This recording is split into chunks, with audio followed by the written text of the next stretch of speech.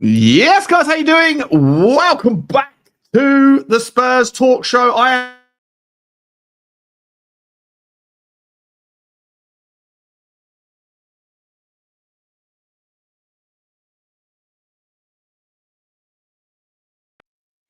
about that. Sorry about that.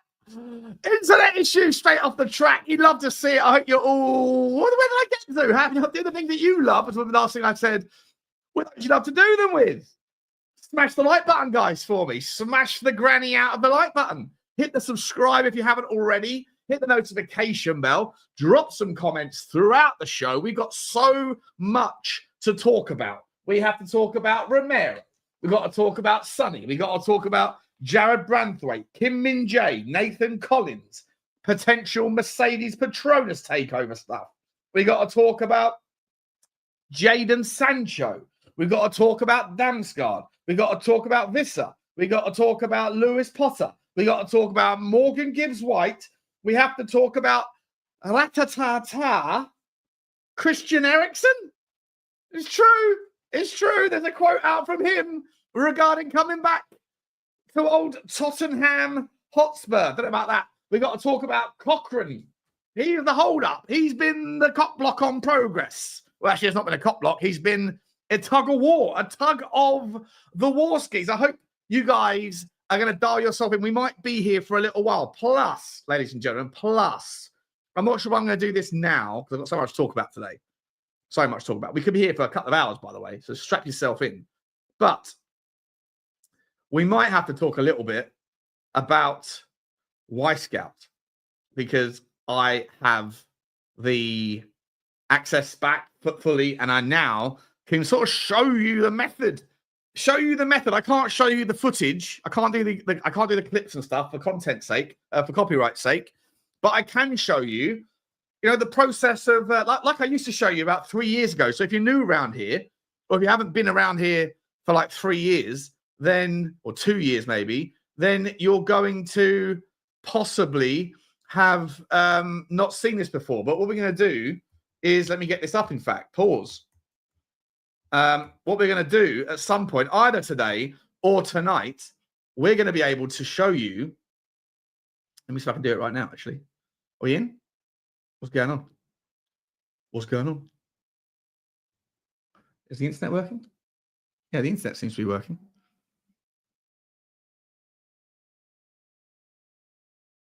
Hang on.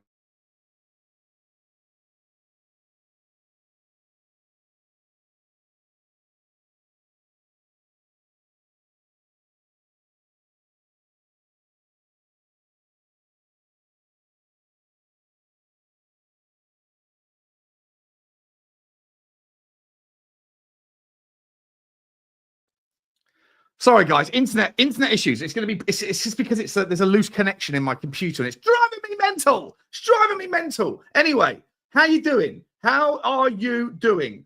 Let's see if I can get this. What I want to show. Yes, I can show you now. Here we go. Now we're talking. So what we can do a little bit either today or a little bit later on, I can show you this bad boy. Where is it? Here we go. No, it's the platform page. Here we go. This is what I can show you. Okay, check this stuff out. This might be something you've all seen before if you've been around here long enough. If not, we go to advanced search. Look at this right down here in the bottom right hand corner. You see that 678,000 players in a database, and then we can go. Oh, I don't know. Let's try and find the little left winger, shall we? And then we suddenly left with. Down here on the bottom right, 5,000 players. And let's say that we're maybe looking for a player that's below the age of, 24 years old, for example. But that's not enough, is it? Let's also make sure that they have played, let's say that they've played at least 2,000 minutes on the field. So we dial this up. Goes about there. And now we're left with 289 wingers, right? Still got Junior, Wirtz, or Kvaratskhelia, all the best wingers in the business. Then maybe we're looking for players that have successful attacking positions per 90. We want to see them do at least, say, 3 of those, just for argument's sake. Anyway, I'll go for it. That's the way it works. There's 100 different filters that we can work with: passing, finishing, attacking, yada yada yada. And you know what? I was playing around with it earlier. Guys. And a player came up. And his name is this guy.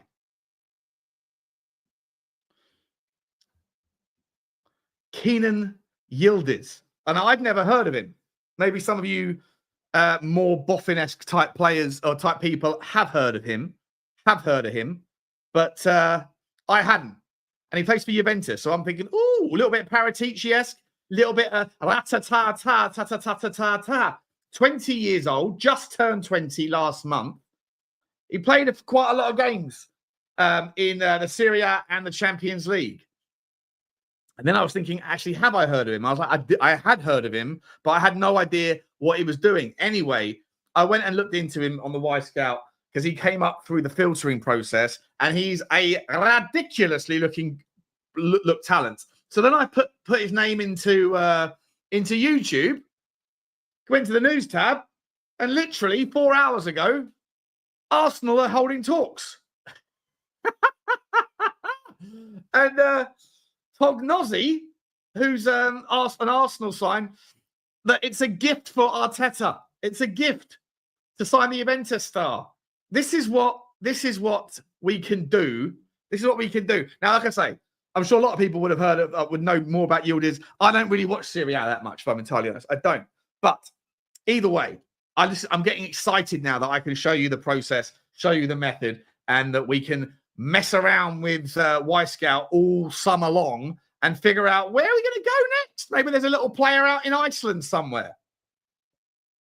Maybe there's a player, hanging around in Denmark or in, I don't know, the arse end of the world. I don't know, somewhere like London, somewhere like Ethiopia, somewhere like China or Japan or Korea. We can find these sorts of players. There you go. Yildiz is quality, says Daniel. Good to see you, Daniel. How you doing? Let's say hello to the chat. As I say, we've got so much to talk about. Lukey, THFC. Afternoon, Luke, mate. You made an absolute sensation. Is this the same Luke? It's not the same Luke, is it? Sorry, not the same Luke. That's Spotlight on Spurs. Good to see you, Luke, though. Good to see you, mate. Driving my Hyundai. All aboard. 100%. Please, guys, smash the like button on this channel. Hit the subscribe to Sean Butler TV. Links in the title. They're pinned in the title, and Football Inc. as well. Johnny's not around today, so I don't know if we'll be doing anything on Football Inc. I might do some of my more of the Y Scout stuff on Sean Butler TV. I'm not sure, because it doesn't have to be for Tottenham. We can just go and find some young talent. Hello, Astra. How you doing? Good to see you. Afternoon, Sean, says Simon. Good to see you, mate. Keep the great shows coming. Appreciate your feedback, buddy. Appreciate the feedback. What are we doing here? Sup, Sean, says Alex. Sup, Alex. Afternoon, Jess. Afternoon, Brian. Big up from Calgary. Big up to you, Niall. Hope you're okay, mate. Actual big news. So glad he's got his coaching staff. 100%, mate. It's a big deal, right? It's a big deal. And by the way, I put out a video last night. It went out at like midnight or something. And it was just the question that I percolated on the show around, how much are we supposed to take from this notion? Are we supposed to caveat the notion that Thomas Frank is this master developer of talent because, he's taken players from here to here? Well, but how much of that is down to the talent ID and the acquisition process via the data method? And I guess one of the reasons why I started the show by talking about Y Scout was because I'm sure Y Scout is part of that method, right? I'm sure alongside other data as well. But it's really about how you use the data. The data is available to everybody. Brighton and Brentford don't have access to data that Tottenham can't get access to. It's how good are you at making sense of it? And if we're bringing basically a busload of people from Brentford, then with that, surely comes expertise in how to manipulate, engage with, augment, shape, structure, and cultivate the outcomes from the data that you want. There's an accusation like Johnny suggests, and like I say, I don't know either way. I'm not dialed in like that. But Johnny suggests, and I don't know if this is if he's just saying this from a personal perspective or whatever, but he thinks that Johan Lang finds the players he wants and then asks the data team to make the story make sense. as in like run the player through the data rather than run the data, find the player, tail wagging the dog stuff.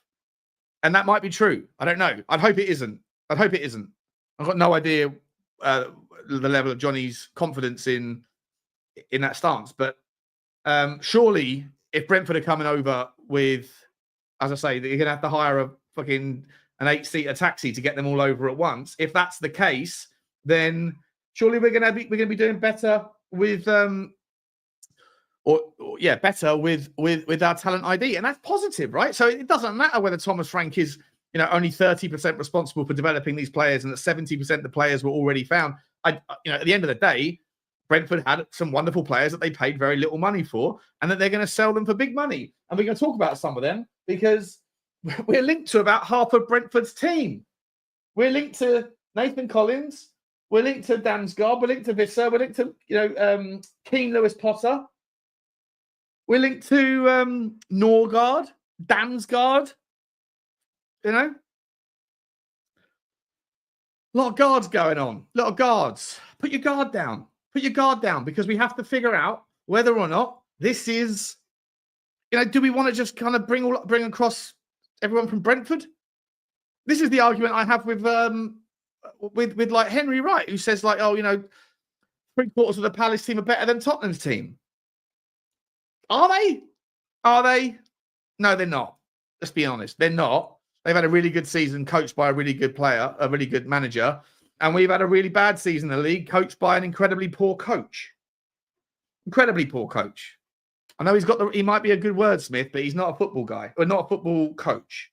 I don't believe. I know some of you guys don't think that. Let's get back to saying hello to the chat. Where do we get to? Niall, big up from Calgary. Good to see you, mate. I know we got to Marshall. Actual big news. Dean Law, big up Sean and Bugsy.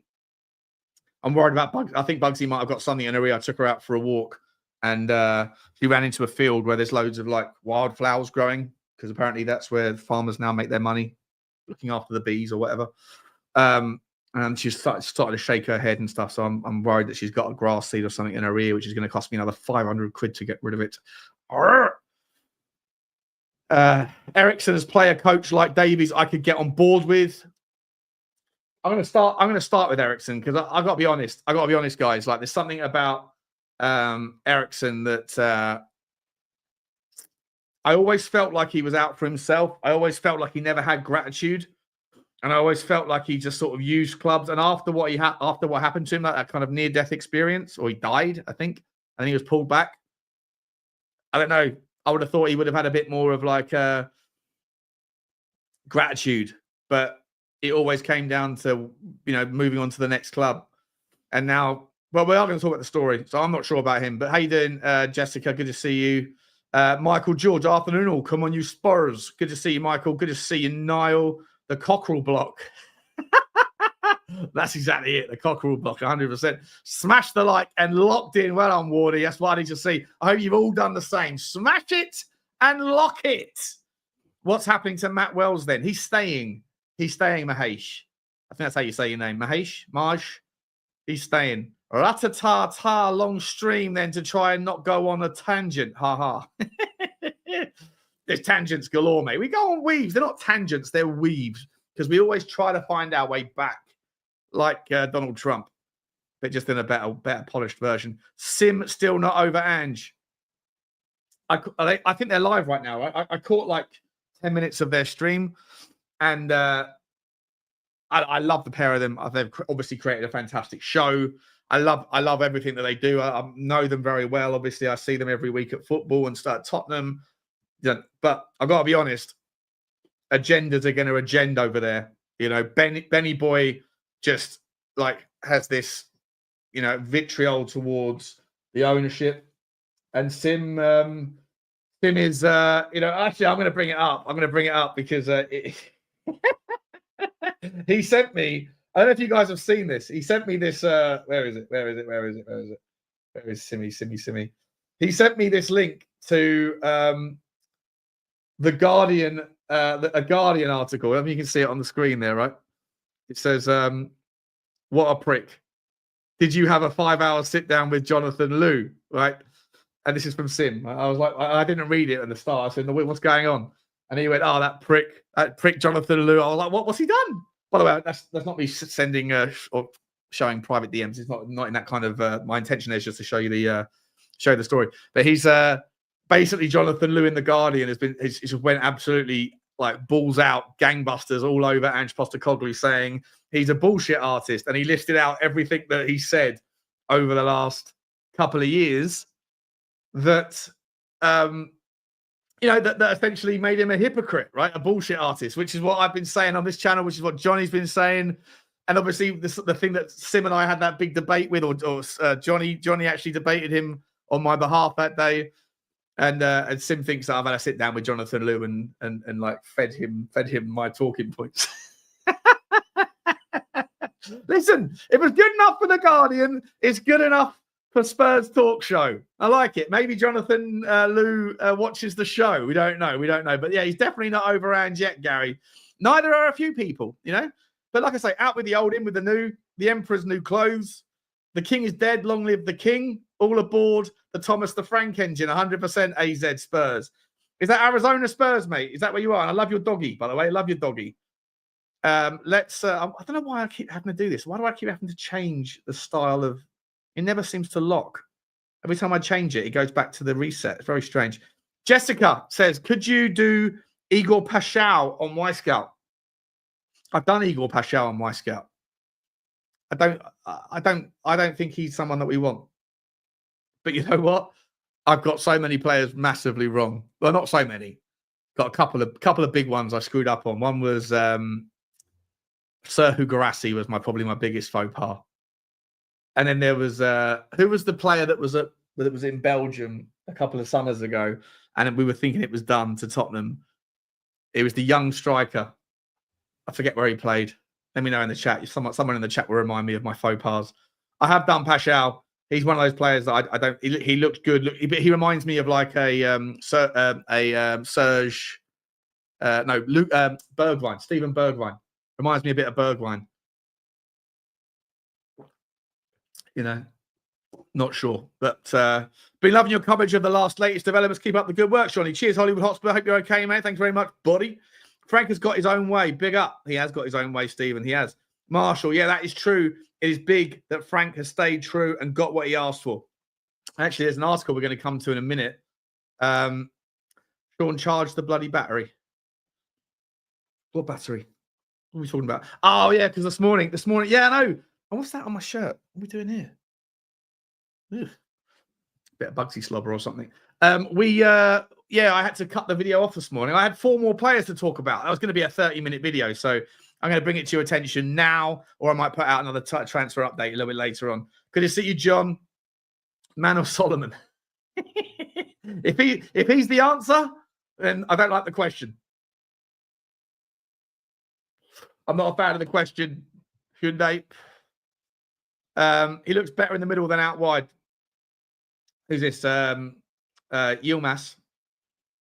Yeah, I don't know. I was aware of the name, but not watching too much Serie A. I probably feel like I'm a donut, but yeah, he cropped up in my filtering and he looks great. Big up Daniel Borden. Good to see you. World has gone quiet on Johnny David. It has, hasn't it, mate? It has, hasn't it, Niall? Nothing to see there, mate. Don't know what's going on. Maybe the world are all taking stock, but there's certainly a very interesting transfer market in the striker department. It's wild what's going on. So you've got Arsenal that we're locked in on Sesko, but we're kind of not locked in on Sesko. As I said yesterday with Johnny on Football Inc., it feels like you're at the bar. And again, every analogy, every football story can be somehow filtered into the lens of being at the bar or getting to the bar and trying to tune a girl, right? Trying to find your missus, trying to find your Friday night fun. Every single story can be manipulated into the going out for a night out story. And for me, it feels like Arteta has got like an 8 out of 10 or a 9 out of 10 at the bar, and he's pretty sure he wants to go home with her, but then he walks to the toilet to go for a wee, and then on the way he sees an absolute smoke show, and he's torn, and she's giving him the eye, like giving him the wink, and he's going to say hello, and then, sometimes you snooze, you lose. Sometimes you snooze, you lose. They had Benjamin Sesko. And you know what? At the same time, all of his mates are saying, mate, you can't go home alone again. If you do that, if you screw this one up, I'm not sure you're ever going to get over the banter, which is what the Arsenal fan base, rather, are putting the pressure on Arteta because he hasn't got laid in a long time with a striker. He hasn't. And he's screwed up and he's ruined a few people's nights because he couldn't get the job done. Well, you had Benjamin Sesko, but now they're turning their attention to Gyökeres. At the same time as Manchester United, it looks like it's done for them, but they're now suddenly turning their attention to Victor Osimhen and maybe doing a swap deal. It's bonkers. It's wild what is happening in the world of transfer markets. Keith Edwards, slow down, Sean. You'll have a heart attack. I'll probably have a heart attack at some point anyway, mate, because that's just the way the cookie crumbles. But I speak this fast all the time, mate. You know, speak this fast all the time. So you guys have got to hurry up and listen a little bit faster. I ain't going to slow down for you. That's not how I roll. It's not how I roll. Big up Chris Moyles. Is that me? Am I Chris Moyles? I don't know. But whatever. Hi, Vincent from China. Hi, Vincent from China. How you doing? Good to see you, buddy. Nice to meet you. Hope you're okay. Where's Ben and Franklin for another epic 4-hour show? Who's Franklin? Oh, Frankie. Frankie from New York. And Ben. I like both those guys. Ben, though, I think he's precious. I think I need to find that guy. I'm thinking about putting out like a tweet with a picture of that man's face saying, have you seen this man? His name is Ben. Last seen on the Spurs Talk Show on Tuesday night. You know, I really do. I want to find him because I feel like he's so unique. He's so unique. And, I hope he's got other arguments that he's passionate about beyond just Ange Postecoglou. I genuinely thought he was reading off of a script. I think we all did. Then I went back and saw him doing the same thing on Savage Show. And either he was reading off of both scripts or two scripts at the same time, or that's just the way he talks. I liked it. I thought it was fun. I remember the Y Scout days on this channel, Sean. Back in the game. Yeah, we're going to be doing loads of that this summer, mate. We're going to be doing loads of that. Morning, Sean. Fill us in on the gossip, mate. I'm going to get to that in just a second. Let's see where we are. Big up, Sean. Big up, Derek. Big up, Martin. Good to see you. Totally off topic, but have you heard of a band called Royal Republic? They have a song called Ratatata. No, I haven't. But I do remember Missy Elliott. Missy Elliott had a song, Ratatata. I need a glass of water. That's where I think it came from. Missy Elliott, I think. Sade would be fire, says Niall. He's lightning quick, for sure. Brentford got Mbumo from Troyes for just under 6 milski. Yeah, we're going to see if we can find a little 6 milski player, ladies and gentlemen. There's 600 people here. So mash the granny, excuse me, out of that like button. Let's get it going. Let's find out what's going on. Right, I'm going to jump ahead. Welcome, everybody. Welcome, everyone that's new. Sean, you wonderful soul, name 3 players that you realistically would like us to sign. I would like us to sign, realistically, I would like us to sign Hugo Larsson. I think he's a baller, ballski, of the greatest balling ballskis out there. I would like us to sign Semenyo, Eze, but you're only going to get one of those. And I would like us to sign if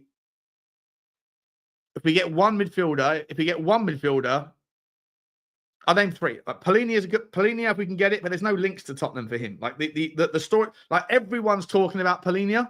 Everybody in the Tottenham space is talking about Polini. And I think most of it was generated when Sava and I on Sava's channel were talking about if Matisse Tell doesn't happen, then how did Tottenham get that money, or where else do we look in the buy-in sort of like transfer options to see if they're willing to let someone go? And we mentioned Polini but this was when Ange was the guy. This is when Ange was still the guy. And I don't know if we in a double pivot for sure, double pivot in a 4-2-3-1 for sure, bring in Polini. And if you're going to pivot back to a 3 at the back, that is, if he goes like 5-3-2, then yeah, you can still have a Polini and you just go rock solido defensively. But if you're going to do like a 3-4-3, There's no room for a Palhinha in that system. And if you go 4-2-3-1, you need a proper ball playing, like double pivot partner, because Palhinha is not a ball player. He just seeks out the threats and shuts it down. But I think obviously the game is fluid, right? So like when you have the ball in a 4-2-3-1, one's going to naturally present themselves more at the front end. One's going to be, one's going to be double Ds. The other one's going to be all booty down the back. And that's what I kind of, I'm up for Palhinha. But Hugo Larsson to me is more well-rounded, and there's more sales value. There's more asset appreciation. There's more higher sort of, it just makes more sense from a business perspective. Plus, you keep that Swedish contingency, and then you're going to start to get the Scandinavians coming over in more numbers. And I'm all about the Helders and the Heidies.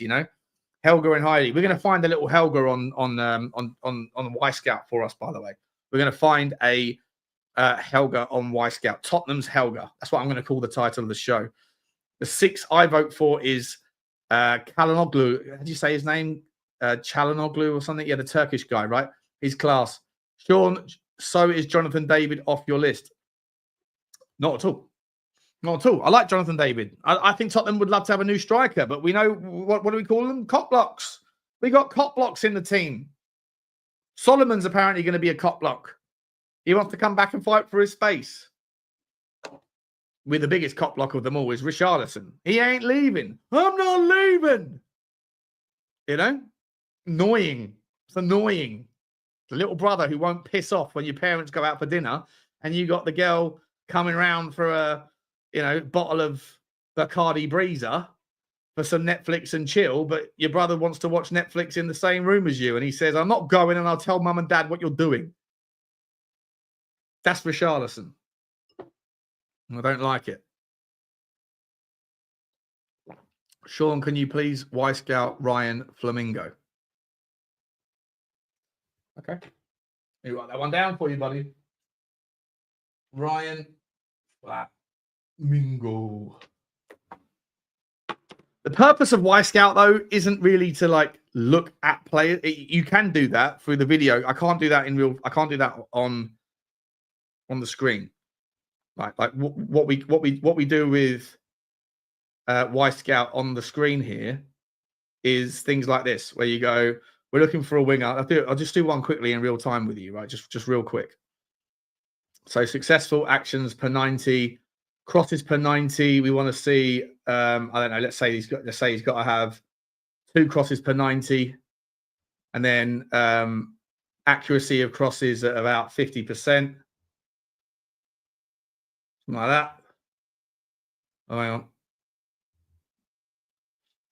There you go. Just as an example, right? I'm not saying that this is what we would do, but if you're looking for someone that has three attacking position actions per 90, he crosses the ball, he's fairly accurate with his crosses, he's under the age of 24, and he plays left wing, then these are the of the 800,000 people that are in the entire database of footballers. These are the 6 players that have at least those metrics, and this is obviously just a really poor basic thing. But Brian Zaragoza over at Osasuna is probably a player that would be a consideration, right? So then you go and click on him. Am I showing you this on the screen? Yeah, I am, yeah. And then from there, you can dig into his, by clicking on these things here, you can look into his various different departments of his game. You can create a custom video report, and then you can see more and more about him. It's awesome. It's such a cool thing. But if you're looking for a specific player and you want him to be Y-scouted, then really you're just using it for the video data that can zoom in on the particular departments that you want to see. But like I say, I'll bring this stuff all to your attention as we go through. Come correct 0403. I actually rate Solomon. I think he would be good. I prefer him to Tell, as he's actually done something in England also. He rates Solomon too. He wasn't at Sunderland this season. He was at Leeds this season. But yeah, according to the Telegraph, we're in negotiations with their highly rated youngster. Who's highly rated youngster? Arnold Albabak. I'll be back. Is that a joke? Arnold, I'll be back. I'm calling the Terminator. Come on now. Is that a joke, the coin? We're calling him the Terminator, are we?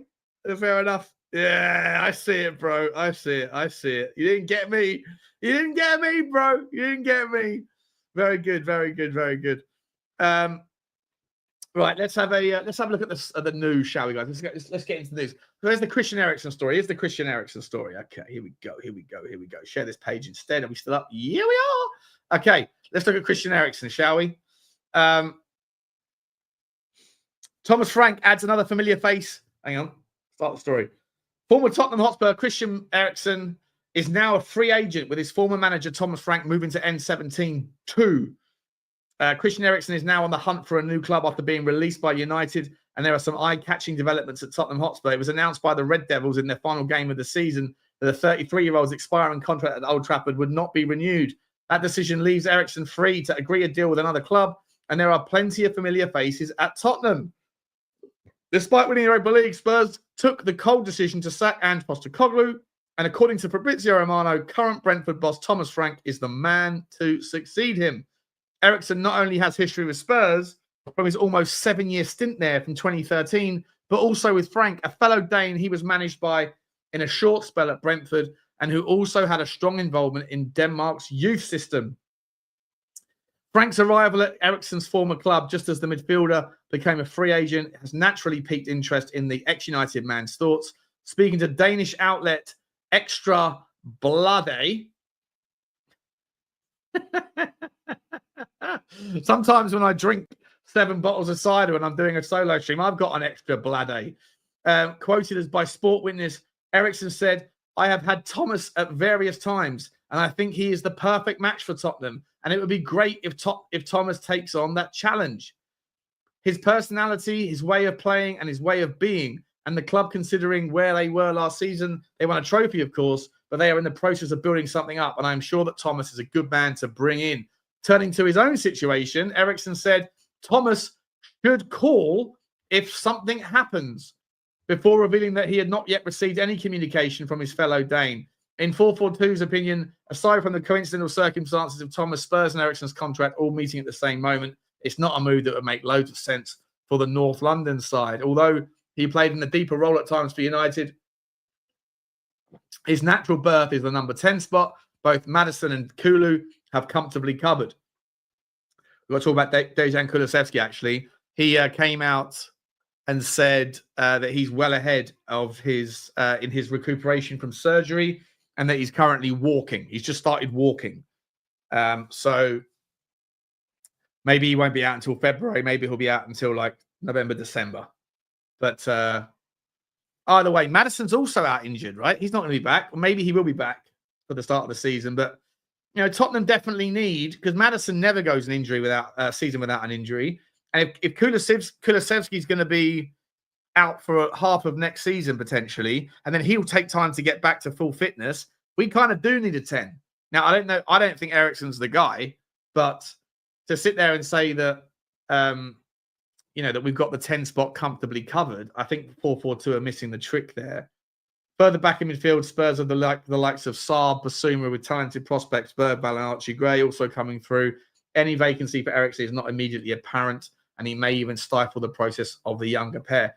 Eriksen is worth €4 million according to Transfer Markets. Let me ask you guys, and pop back into the chat now, what we're saying about Christian Eriksen, guys. Are we on board it?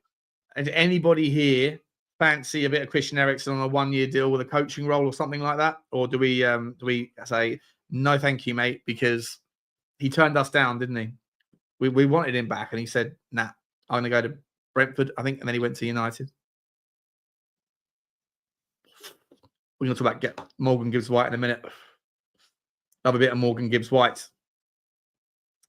Could we get Kudus? Nice option for right wing and Cam. Luke, I'm a massive fan of Mohamed Kudus, a massive fan of his. Problem is he plays for a club that hates us. They hate Daniel Levy. Sullivan hates Daniel Levy. David Gould, who's now no longer with us, but his daughter, well, she's trying to sell anyway to Trip Smith. There's just there's a little bit of baggage there in that relationship. I can't ever really see us doing anything with regards that for a while. Like and subscribe, says Andrew McIntosh. Appreciate you, mate. Would rather give Donnelly a go. Martin, would you rather? Let me ask you this, right? In fact, I want to put a poll out on this, but I'll let you. I want your take as well, Martin. Let's have a look. See, this is my Polski. This is my Polski. Who are you more interested in seeing this? Seeing testing this summer? Donnelly, Solomon, Vuskovic, Phillips. Now that'll get the first poll of the day going. Poll away, people. Who are you more interested in seeing / testing this summer? Get yourself involved in that one, and we'll come back to it. Because I think all of them need to be looked at. But I also don't know what the value. If I'm entirely honest, I don't know what the value is in a preseason tour. What can you really garner from the preseason, guys? What can you really garner? Because you don't know who you're playing. Well, we know who we're playing, but you don't like. It's just a fitness test, really, isn't it? And a time to experiment with like formations and things. But it's really not. Ben Kent, stop that stupid. You don't understand the game because someone disagrees with you. Such a boring and lazy attempt to insult me. Oh, okay, I sorry, I didn't know there was an argument there. Be nice, everybody. Be nice. Be nice. The man after the man, remember? That's right. The guy before the guy. Turned out Ange was the guy. So is Thomas Frank the guy after the guy who was the guy? And if so, what does that make Pochettino? The grandson of the guy before the guy? We have to wait a couple more years to see Poch's return. That's not going to happen anytime soon, is it? Because it's not going to happen. Even if, like, I think maybe I think the pathway is Thomas Frank and then Poch. But Poch will be the 28 season. No, the 27, 28 season. No, wait, what are we now? So 26, 20, 25, 26 is now. 26, 27 will also be Thomas Frank. So 27, 28 season will be Pochettino. That's what I reckon. Bowen or Mbeumo?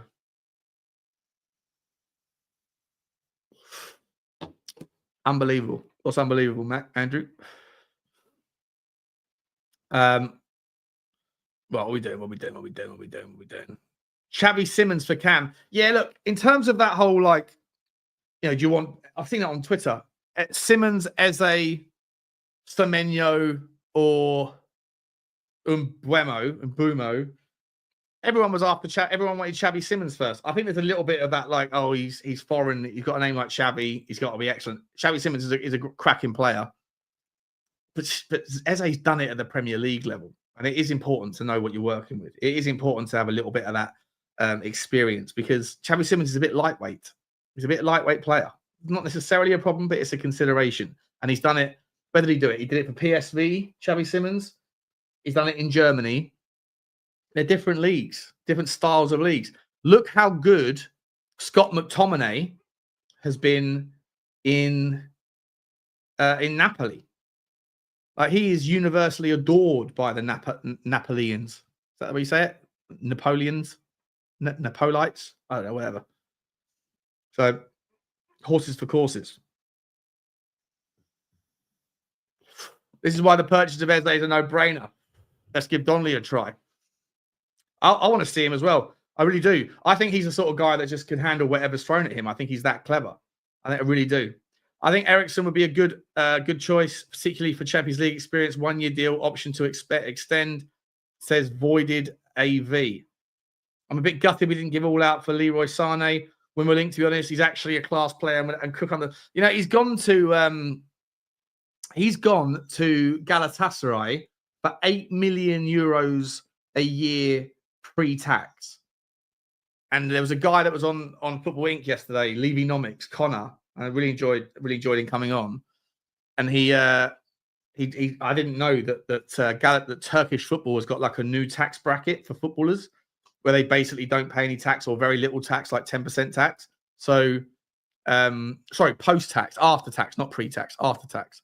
So it was 8 million. It's basically 10 million euros a year, which is 200 grand, maybe 200, even a little bit more than that, maybe before tax, or after, before tax rather. But that's still only like £180,000, which is still within our wheelhouse. And he turned us down to join Galatasaray. I guess at Tottenham, if he was to earn 200,000 or £180,000, he'd only walk away with 100 of that. So it's probably a big difference, right? It's probably a huge difference. Vuskovic, for me personally, let's go and have a look, see what the poll's doing. How are we doing for the poll? People, 30% want to see Donnelly, 9% want to see Solomon, 56% looking forward to seeing Vuskovic. Same, mate. Vuskovic, I agree. Vuskovic and Donnelly. No one gives a shit about Solomon or Phillips. I think we know about Manuel Solomon, to be honest. I know Johnny thinks that the sun shines out of his ass, but I don't. I don't think so at all. Solomon isn't good. The other three deserve chances. No point one says 100%. How we get on with the likes, guys? 700 people here. What's going on with the likes? Let's have a look. See, is the likes getting good? I'll press refresh on that. 200 likes. Come on, guys. There's 700 people here. 685 people. Can we get up to we should be at 350 likes straight out of the bat. Don't ask for very much. It's free. Just smash the thumb. Drum the thumb, people. Drum the thumb. I can see Frank using Donnelly like Lewis Potter. As a left back / all-round midfielder. King Lewis Potter's a really good player, by the way. Jess, really good player. Really good player. But he does get played out in left back, which is where, when Donnelly was given his chance as in the preseason, he was played as a left back. Difficult to really judge. This is why I don't really give too much credence to preseason. You know, if we win a game, if we smash Bayern Munich 5-0 or something, then I'll be like, oh, we're cooking. But if we lose 5-0, I'm going to find a way to say, nah, it doesn't matter. It's irrelevant. It's a fitness test. You know, that's all it is. Is Ben Kent the real Ben? I want to find that guy. I want to find him. All in for Eze for me, says Grant Echo Sonic. Let's move on to the next story, guys. Let's get back, catch up. Johnny is the only one that voted for Solomon. Yeah, Sane's gone to Galatasaray, Stephen. Yeah, wild that is. The Turkish football's quietly going about their business, trying to create some sort of I don't know. It's like Saudi light.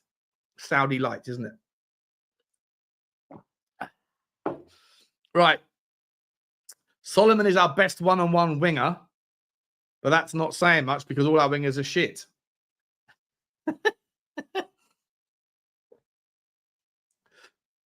Solomon was a steal, not a buy, says Dub Shaman. Shawnee, compare Eze to Mbeumo, please, mate. Well, they're sort of different players, mate. Mbeumo's a right wing or can play as a striker. Eze's a left wing who can play as a 10. There's different sort of outcomes, isn't it? Different sort of expectations. I just think, look, Mbeumo's lovely, cultured player, going to score you 20 goals in this system, but he's going to Man United. So, can we win the Super Cup? Yep, I think we can. 100% think we can. Not even a question of doubt in my mind, because first and foremost, most of the time Europa League teams win the Super Cup. Second of all, PSG are going to be shattered from the Club World Cup. And their players are going to want a break when they finish the Club World Cup, presuming they go to like the semi-finals or something, you know. Daniel, who are you in a tiff with? With Ben? Where's Ben? Where is Ben? I can't even see Ben's. Oh, here he is. There's Ben. Tail would flourish under Frank. Okay. You guys continue a little tip. What we doing here? Let's get back into the stories. Here we go. Tottenham Hotspur are understood to have made a concrete. Oh, I haven't got it up on the screen. Let me show you what I'm looking at here, people. Let me show you what I'm looking at.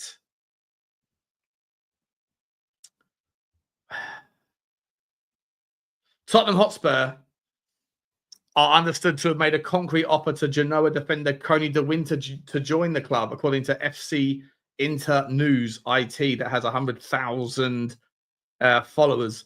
Villarreal are ready to rival both Spurs and Inter Milan, and Villarreal are ready to rival Spurs. Oh, ready to rival both Spurs and Inter Milan and Spurs. Good England! Good England for the signature of the defender. Let's get Koni de Winter's stats up, because I looked at him before. He is an old school centre back from my memory. Let's have a look. Share this tab instead. What are we doing here? A little bit of everything. Can play a little bit as a DM, a little bit as a left-sided, right-sided centre back, a little bit as a right wing back, a right back. Belgium international, played 3 games for Belgium from March 2024. So he's not like a regular in the Belgium team. He's 1.91 meters. That is about 6'4", 6'3", 6'4". His contract's until 2028. His market valuation is going up. Cheeseburger or mayo chicken, fried. And he is. Yeah, let me get his stats up. He only plays 61% of starting 11 minutes, 60% minutes overall. Let me get his Koni de Winter FB Ruffs. What are we doing now?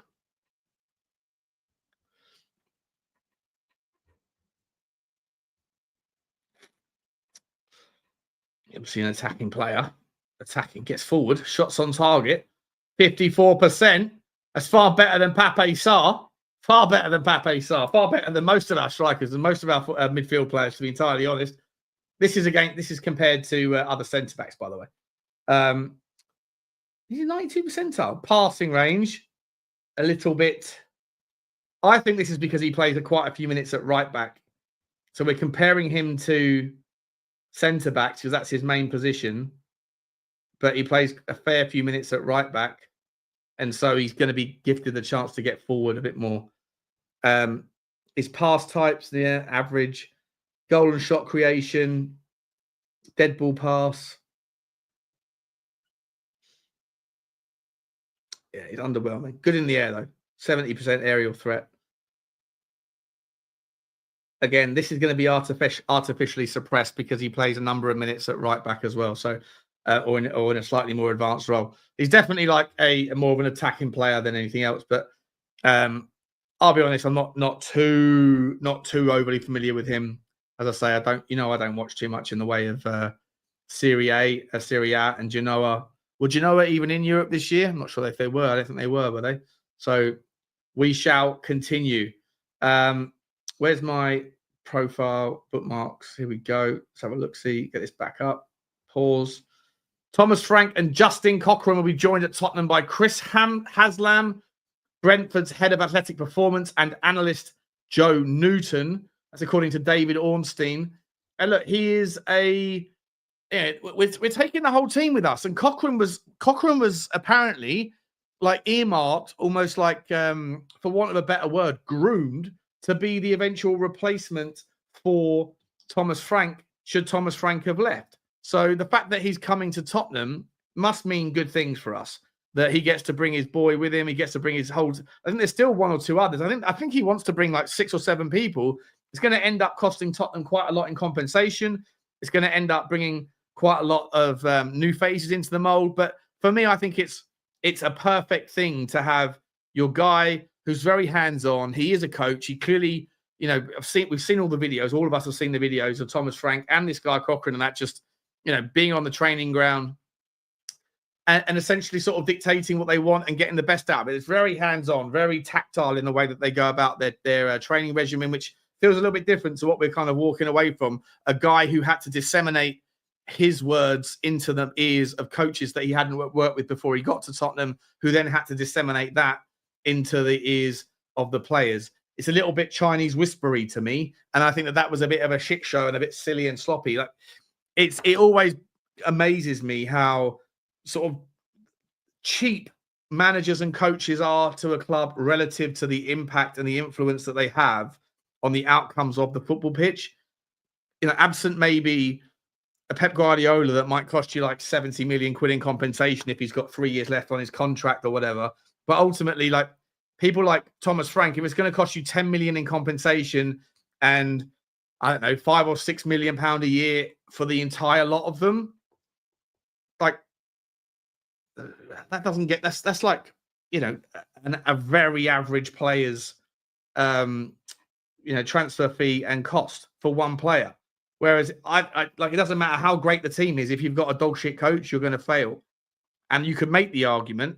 In fact, I had this conversation with Lubo earlier.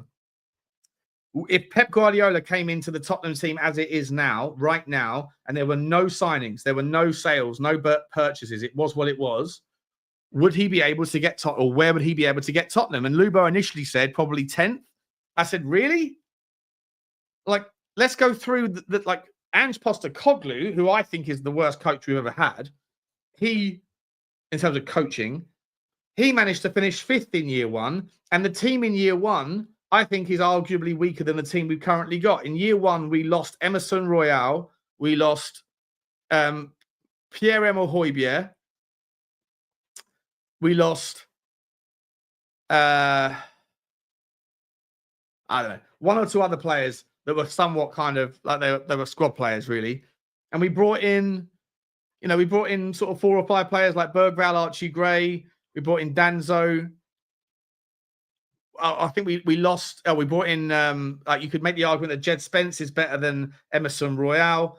Like, so for me, the squad is better now with Solanke and that coming in than the team that was in the squad last year. And if Ange Postecoglou got us to finish 5th in year one, I think the squad this year is better than last year. So he just finished 17th. And that's just a demonstration of how bad his coaching was and the injuries and the lack of prioritization, whatever else. But if Pep Guardiola comes in, I think he can get you back to like 3rd or 4th in the league just with this particular squad. So what Ben Kent's saying, under Frank, Dom gets 20 Prem goals. 100%. Well, I think you're going to see, I think he will be the most improved player. I think he will be a player that everyone that's challenging his output this year, I think that they don't factor in the fact that the strategy and the technique and the requirements and the requests of that role is different. If he's asked to play a conventional centre-forward role, I 100% think he's going to smash it out of the park next season. I also think there's going to be improvements from Pape Sarr. I think there's going to be improvements from... does Johnson get less goals? Yes, he does, yeah. I don't think Johnson will play as much next year. I don't think he's going to play as much at all. Really don't. I just think that he's not going to be a player that is going to be forgiven for just not working hard enough, right? I think when we look at the where is he? Where is my boy on here? This is a little bit of Brennan Johnson as well at times.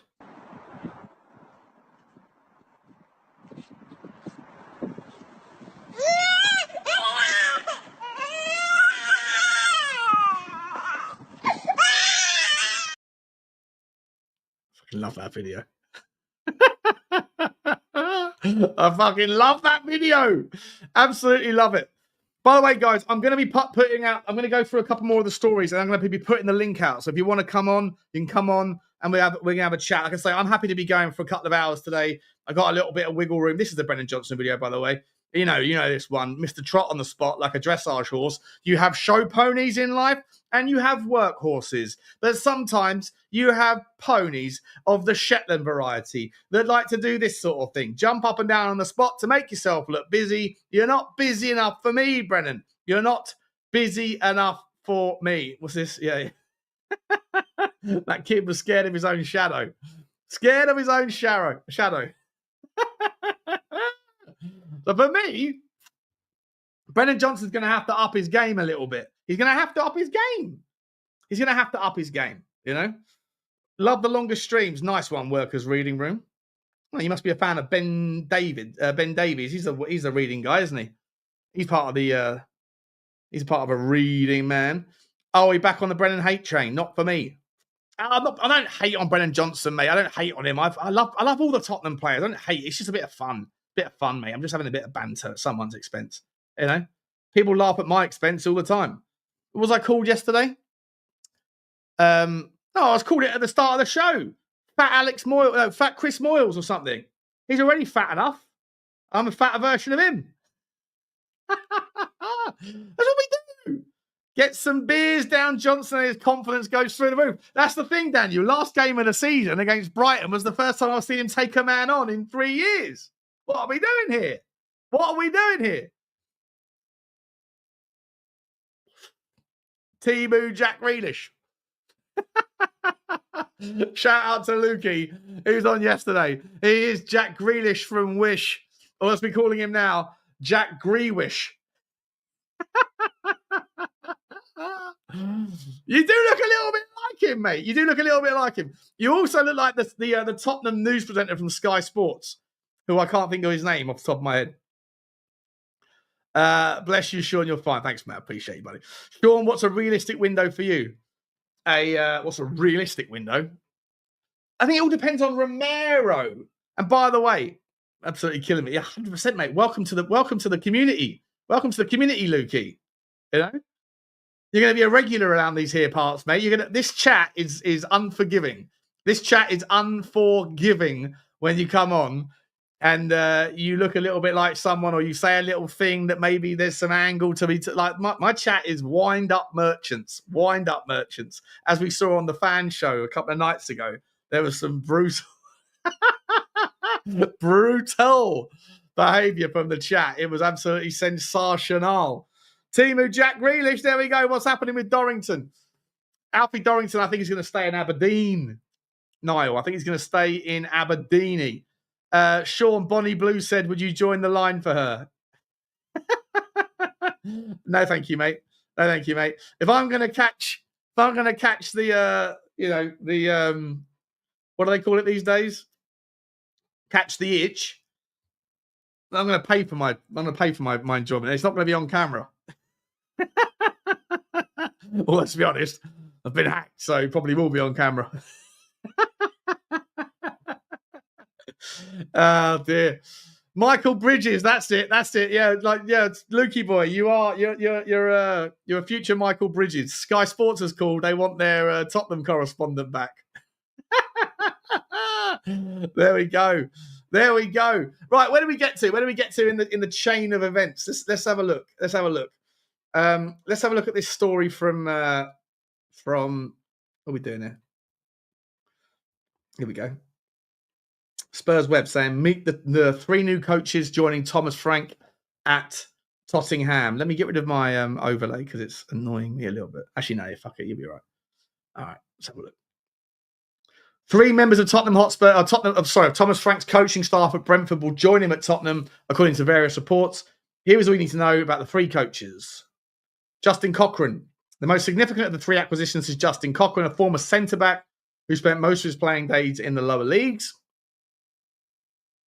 Hackney-born Cochrane has had an extensive career in coaching since hanging up his boots in 2013, having been in charge of England's youth sides at different age group levels. The 43-year-old also spent a short time as an academy coach at Tottenham. But his first job in senior football was with AFC Wimbledon, where he served as the assistant manager. Cochrane spent the 21-22 season as United's director of development before joining as Frank's assistant at the G-Tech at the end of the season, a position which he has held for the last 3 years. The Athletic reveals that he was appointed as a part of the national team set up under Thomas Tuchel on a part-time basis back in February, and he will continue those commitments after arriving at Tottenham. Maybe he can get in the shell-like of some of the England players and say, you want to get yourself down Hotspur way, bro? We're cooking with gas. Getting Cochrane is a major coup for Spurs, as the Independent previously revealed that he was Brentford's top choice to replace Frank as their head coach. Athletic performance coach Chris Haslam. Haslam currently serves as Brentford's head of athletic performance and has worked with the club for more than a decade across 2 different spells. At the West London club, he was responsible for all aspects of physical performance and sports science. A sports scientist by training, he has served as Denmark's fitness coach in the past and had a brief spell as the performance manager with Wigan. And Joe Newton, Brentford's first team analyst, Newton, who has been with the Bees since 2019, will also follow Frank. The 29-year-old started his career as the match analyst for Wales under-18s and held the same role at Welsh club New Saints FC before making the move to the G-Tech Community Stadium 6 years ago. Wowzers. Let's carry on with this as we got the story up here. Mikkel Damsgaard. Now, here's a player that I really liked, right? 2022 World Cup. He put in an absolute worldy free kick. I forget who it was against. Let me know in the chat if you remember. Chat, light me up. And then I said at the time, I was like, oh, he looks like a handy player. He'll come to the Premier League. And then he eventually came a year later. And his first season at Brentford was pretty underwhelming, to be entirely honest. I think he got injured. But he didn't really kind of acclimate or hit the ground running or set the world alight. And then this season, just finished, he's like a player reborn. Absolutely sensational. Oh, was it against England? Yeah, that's right. Yeah, it was against England, wasn't it? Yeah. Was it the Euros? In 2024. Was it 2024 in the Euros? Or 2022? No, 2020. Oh, shut up. Whatever. You know what I'm saying. How can I forget it was against England? It's all that alcohol I've done. All that drunk. My memory's not as good as it was. Where was I? So, yeah, he is... I think this season he's kicked on. But do I think he's Tottenham? No, I don't. What are we doing here? If we're going to go back 2021, that was it. If we're going to go back to Brentford to get all of Brentford's talent, then I think we're in a real problem because they're not good enough. They're not good enough. And if we think they are, then why are we getting Thomas Frank? If it's the players that are that good, vis-a-vis, ipso facto. Follow my thought process here. It's not really what we're trying to achieve. Where are we? Let's crack a lack on and move the story to... Here we go. This next one. Heung-min Son's stance on working with Thomas Frank at Tottenham revealed. A new report has shed light on whether Sonny wants to work with Thomas Frank at Tottenham and how likely he is to seek an exit from the North London club this summer. TBR Football have now claimed that South Korean is open to working with Thomas Frank, who is expected to be confirmed as new Tottenham head coach in a matter of days. It is explained that one of the Danish coach's first jobs at Spurs will be to sit down with the club captain and discuss whether it would be right for him to stay at the club. Sonny's ready to play for Frank, and he believes that he still has plenty to offer Tottenham, but at the same time, he is prepared to exit the club this summer. As things stand, the 32-year-old's future remains undecided, with his discussions with the incoming Tottenham head coach expected to provide more clarity on his future. Interestingly, TBR Football says that it's not just clubs from the Saudi Pro League who are extremely keen on signing the Tottenham Hotspur superstar. Son has allegedly received interest from Germany, Italy and Spain, meaning that he will not be short of options if he decides to part ways with the Lily Whites. Yeah, but you know what? That's fine. But I'm only interested in selling him to Saudi because Saudi is where you can get the money. At some point, Tottenham have to dip our toe into the Saudi market. At some point we do, because everybody else is getting themselves out of a bucket load of bullshit and a load of trouble with their FFP and their PSR by dangling the carrot out to Saudi. And we haven't done any of that yet. And it annoys me. Have we done any of it? Have any of our players joined the Saudi team? I don't think they have. Eriksen had a heart attack that Euros.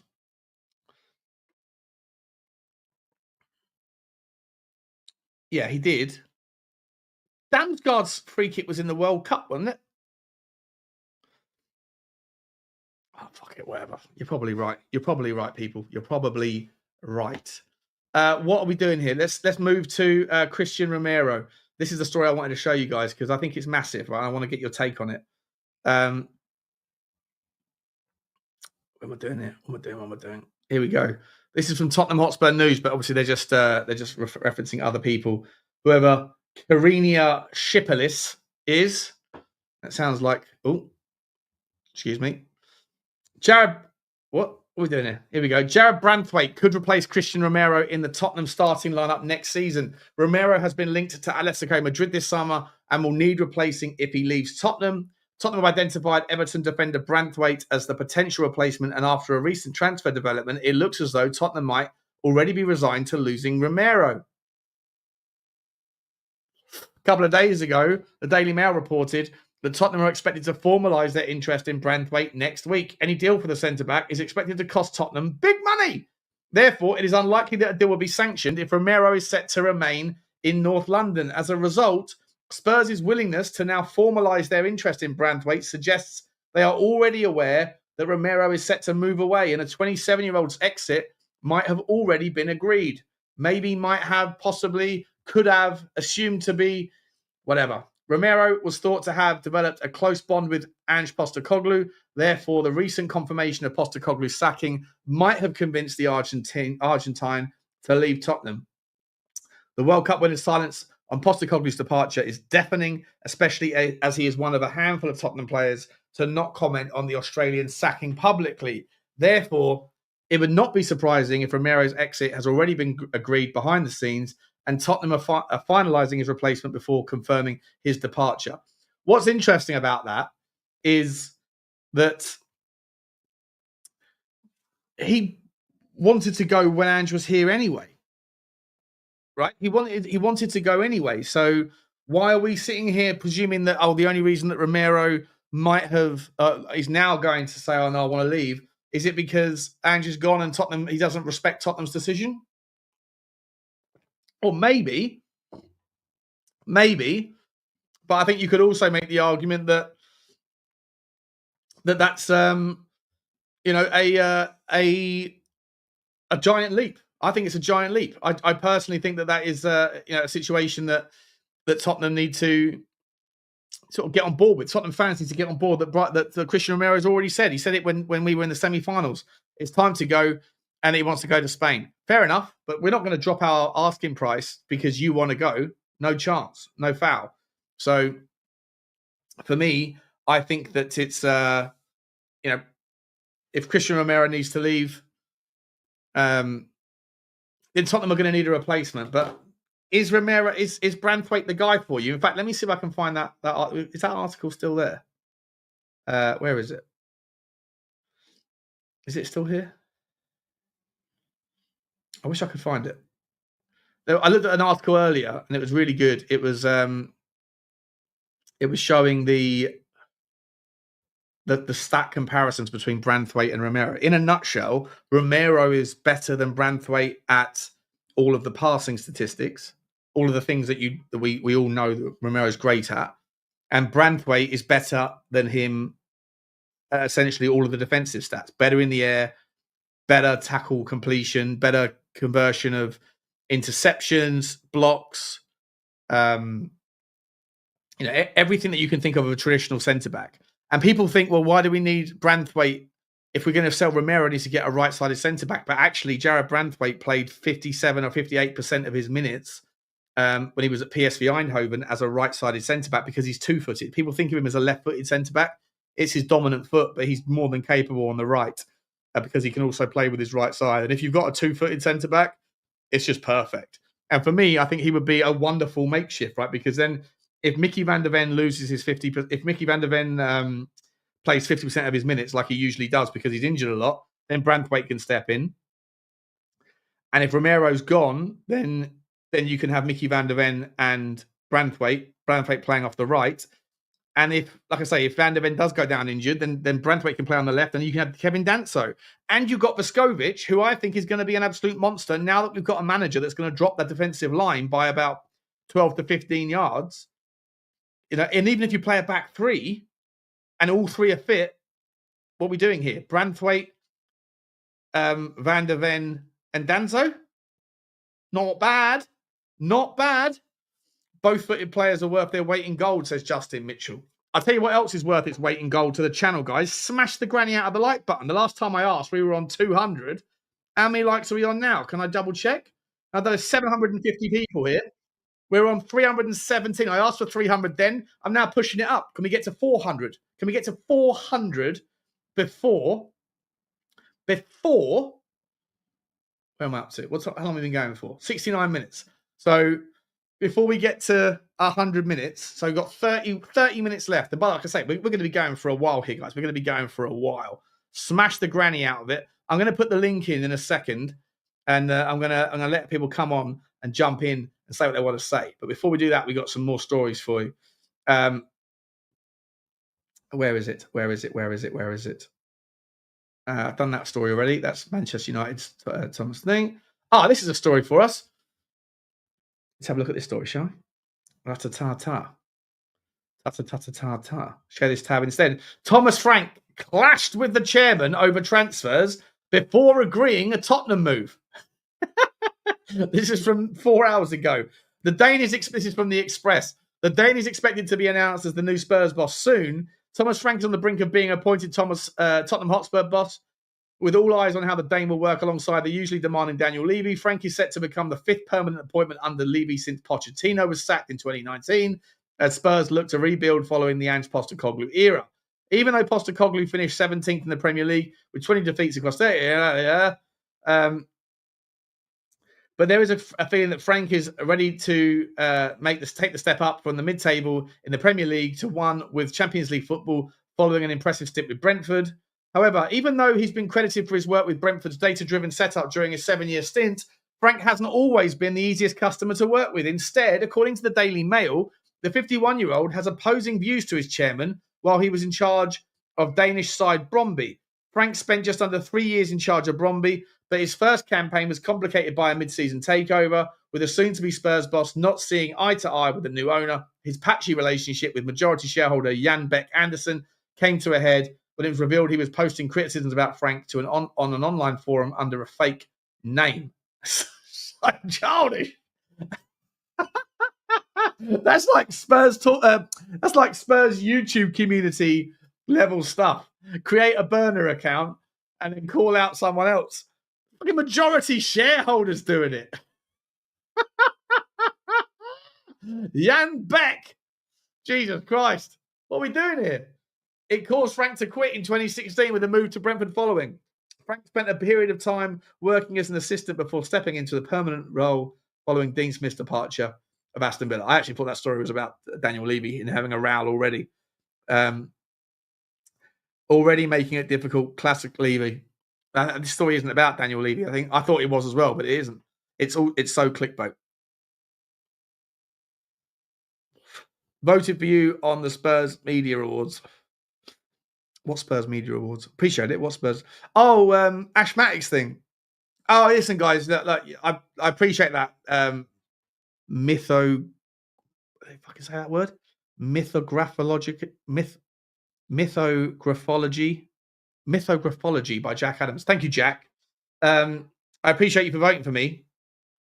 For what it's worth, I'm not in any way sort of like worried or not worried. Wrong word. I'm not like that's just it's nice that they're doing something like that. I think it's a cool content idea. I know that I saw Saeed TV do one for the overall football thing, and it just creates like drama because people like it's all egos, isn't it? People get like upset. Well, why aren't I in that category? Or why? Or, with the Saeed thing, people did reactions to where Saeed and his crew placed their channels into those buckets, and it was just like, okay, it's a good content idea.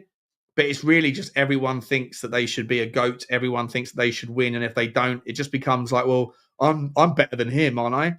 Like, who's saying this? So, like, it's not something that I care in the slightest thing about. So, yeah, thank you for the vote, mate. But I'm not someone that who would, I wouldn't be celebrating it if it came in, and I certainly wouldn't be crying if it didn't. So, but I appreciate the support, mate. All I care about is whether you enjoy the content, and hitting the like button is the best way to do that if you care about it. Let's move on, guys. I'm going to put the link out in a minute to see if anyone wants to come on and say hello. But where do we get to? We done the Heung-min Son thing. Done that? Yes, we have done that one. Levy has personally. Here's a story for us. What are we doing here? What are we doing here, guys? What are we doing? Let's get it up. Share this tab instead. Pause, by the way. This is also from Football Fancast, but I'm sure it's not their story. Let's find out what it's saying. Tottenham reached Thomas Frank agreement. Is already working to back incoming new manager with a Dane closing in on the move. Talks over backroom staff were apparently stalling preparations to announce Frank as Postecoglou's immediate heir. Specifically, Justin Cochrane is a 51-year-old's assistant, but the club has now struck an accord. With any doubt surrounding Frank's move to N17 seemingly quashed, Tottenham can begin to work on their summer recruitment drive sooner rather than later. Thank God! Thank God! Which is vital considering their place is in the Champions League. Lever will not want to leave Frank in a similar position to that of Postecoglou last campaign, as the Australian had to deal with a plague of injuries throughout the squad on a consistent basis. Where's the story here? Where's the story? According to Team Talk, Frank is keen to keep hold of Matisse Tell on a permanent deal. And he's also recommended Crystal Palace star Eberechi Eze to Levy as a potential signing. That's according to Give Me Sport. Daniel Levy meets with Antoine Semenyo's agents over Tottenham transfer. According to TalkSport and reporter Alex Crook, I like Alex Crook. I like him. He takes on Simon Jordan. He takes on Martin Keown. He's fiery, he's feisty, and I like him as a reporter. Their fondness of the Cherries forward stretches far beyond just an admiring glance. It is believed Levy has personally met with Semenyo's agents to hold Tottenham talks. But Spurs' high-ranking chief was told a key transfer condition, namely that Tottenham would have to smash their transfer record to strike a deal for the Ghanaian. The 25-year-old who scored 13 goals and bagged a further 7 assists in all comps last term, with the price for his signature coming in at around 70 milski. What are we doing here? Where's my story gone? Here we go. There is little doubting Semenyo's quality, though it remains to be seen just how much Levy is willing to part with to make his signing a reality. He's a lovely footballer to watch, said Sky pundit Jamie Redknapp on Premier League predictions last year. The manager's taken to him to another level. He obviously has the capability, because you saw it with Solanke, but I'm just seeing him elevate his game right now. We'll talk about why does that happen. A lot of it is purely on confidence. He looks like he's enjoying his football. His shoulders are back. He's relaxed. Every time he gets it, he plays with a bit of swagger. He actually a joy to watch right now. I completely agree with Jamie Redknapp on that one. And guys, what I want to ask you is, do you see, big up Tony, big up Benny Boy, good to see you guys, good to see you. Stop overthinking. What am I overthinking about? I don't overthink about anything. Well, actually, probably am. I think a lot. Do you think a lot? Maybe not. Don't know you. Good to see you, mate. Smash the like button, guys. 760 people here. Smash the subscribe if you haven't already. Also, get up into the top, the little comment section there, and you'll see links to Sean Butler TV, where we talk about finance. We talk about football finance, rather. We do a little bit on conspiracies. I'm going to be bringing that stuff back. Conspiracies in football, conspiracies in real life. Owls. Remember owls. Owls are the key to everything. Owls are what lead the world. The dark symbol of the occult and a dark symbol of the Illuminati. And on Football Inc., where you can find me and Johnny every day. Johnny's not around today. Unfortunately, he's got some personal stuff. But we'll be back there later on tomorrow, probably, no doubt about that. And we'll be doing some more collabs on this channel. Lots of people coming on over the next couple of weeks. So get involved, get excited. Evening, everyone, says Benny Boy. Get me Eze. Mate. I think that Eze is the only way that you can get them both done, right? If Tottenham are looking at Semenyo, and we are looking at Eze, then that's 150 million pounds worth of 140 million, no, 150 million, no, 140 million pounds, 135, 140 million pounds worth of wingers, worth of forwards. Now, Eze can play in the 10, Eze can play off the left. Semenyo can play off the left, Semenyo can play off the right. If we can get both of those done, we are fucking cooking. Like, top 4 for me is a very realistic shout next season if we can get both of those done. But how does it happen? For it to happen, Sonny has to go, and we have to sell him to Saudi to get 50 million in. Because let's say, for example, we have, I don't know, 80 million pound as a budget at the moment before sales. You have to sell Solomon. If you want to get both of those in, Solomon has to go. Sorry to all the people that love him or that want to see more of him. You can't bring him back and also expect Tottenham to sign Semenyo and Eze. There's just no room in the squad. We have 11 fucking wingers already, right? You've got Matisse Tell that might be coming back. I'll put him on the list because he's currently a Tottenham player to a degree. You've got Sonny. You have Mikey Moore. You have Richarlison. You have Decky. You have Maddison that can play out there. Not that he does, but he used to. You have Odebear. You have Johnson. You have maybe Donnelly that can do a little bit of all that stuff. I know he's more of a 10, but you can certainly do a little bit of everything. Be a bit of a drifter. You have Brian Hill. And you have somebody else. I can't think of who it is. Can't think of who it is right now. But you have a lot, right? You have a lot of wingers. And Solomon's the 11th. There you go. There's 11 wingers in the squad right now, assuming that Matisse Tell is part of it, and assuming that you include Jamie Donnelly.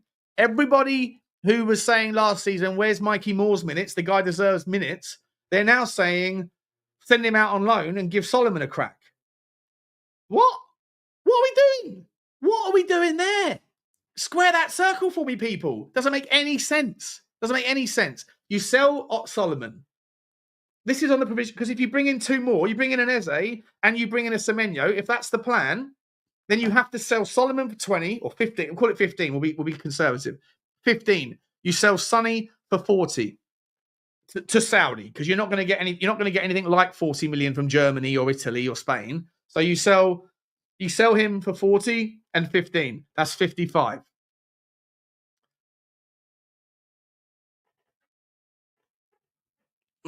Mikey Moore, definitely don't sell him. Jamie Donnelly, you don't sell. Maybe those guys get loans. We'll just make the argument those guys get loans. You're keeping Brennan Johnson, aren't you? Although, to be entirely honest, I'd be okay selling Johnson. And I think you could probably get more money than you paid for Johnson, because he got 20 GA.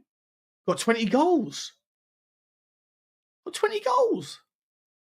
So there's that argument. Then you have Richarlison. Could you sell Richarlison? Oh, and you got Yang as well. Shout out to you, Travel World. Forgot all about that one. He's going to get loaned, isn't he?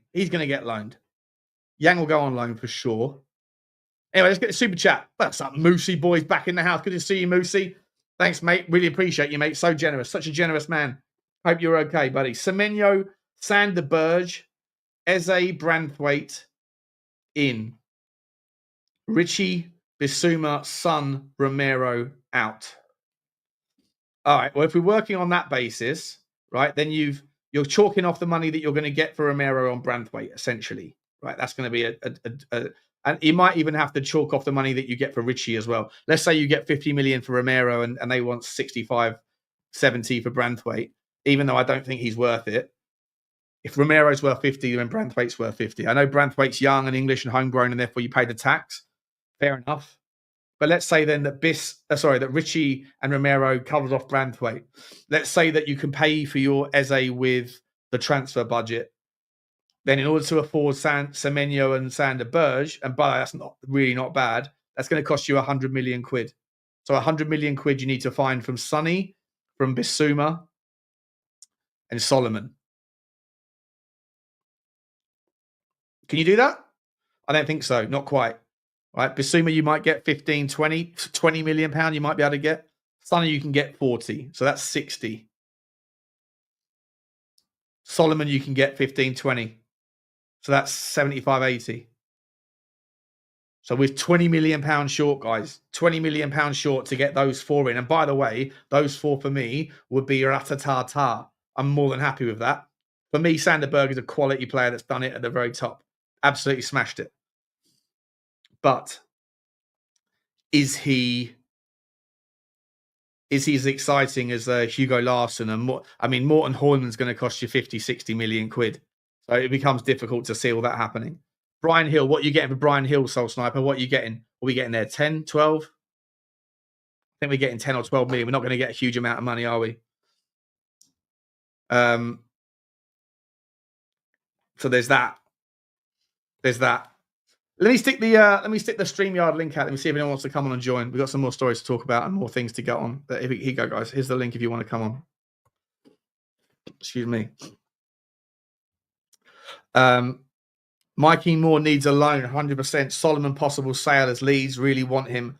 But he was flying last season with a real coach like Frank. King Solomon will be the toast of the South Stand.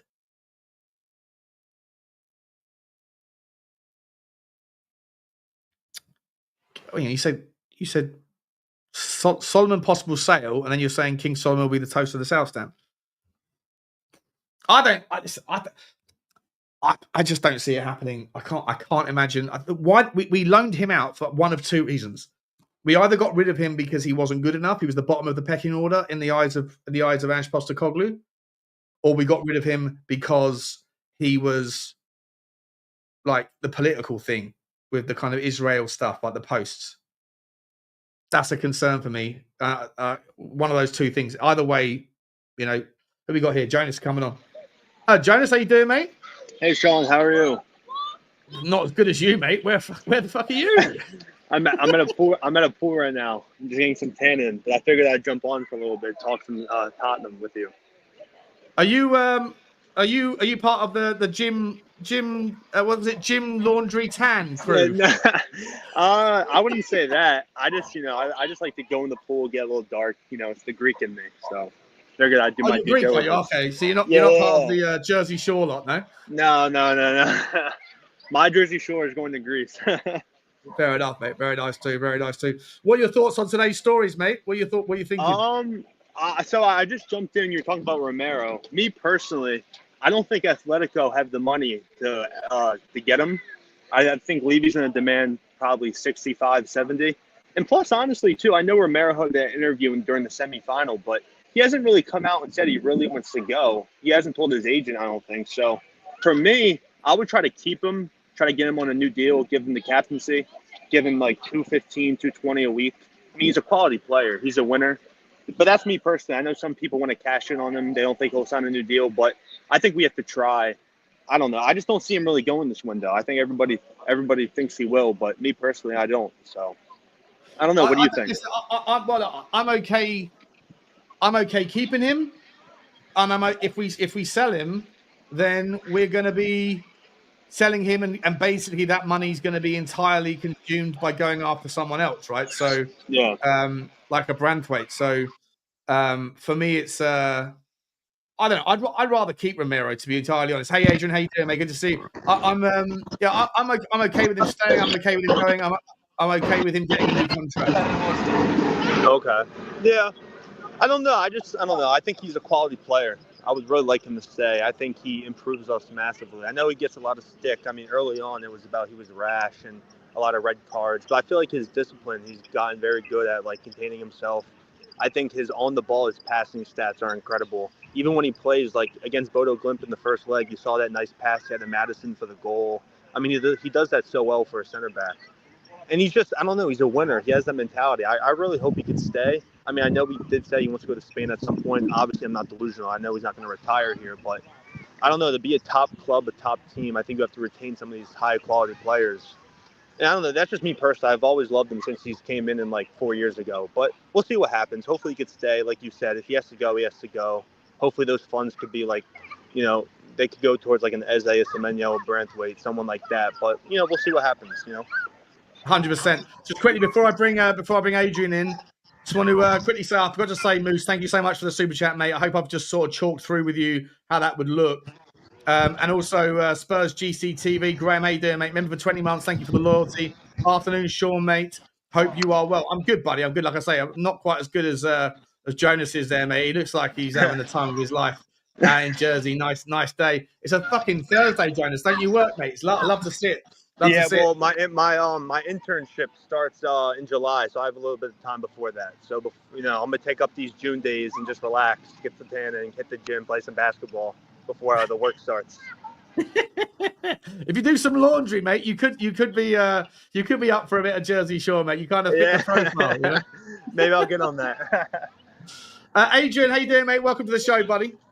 Yeah, I'm fine. It's interesting, isn't it? I mean, like the transfer rumour world's in full swing. It's been in full swing for quite a while, though, isn't it?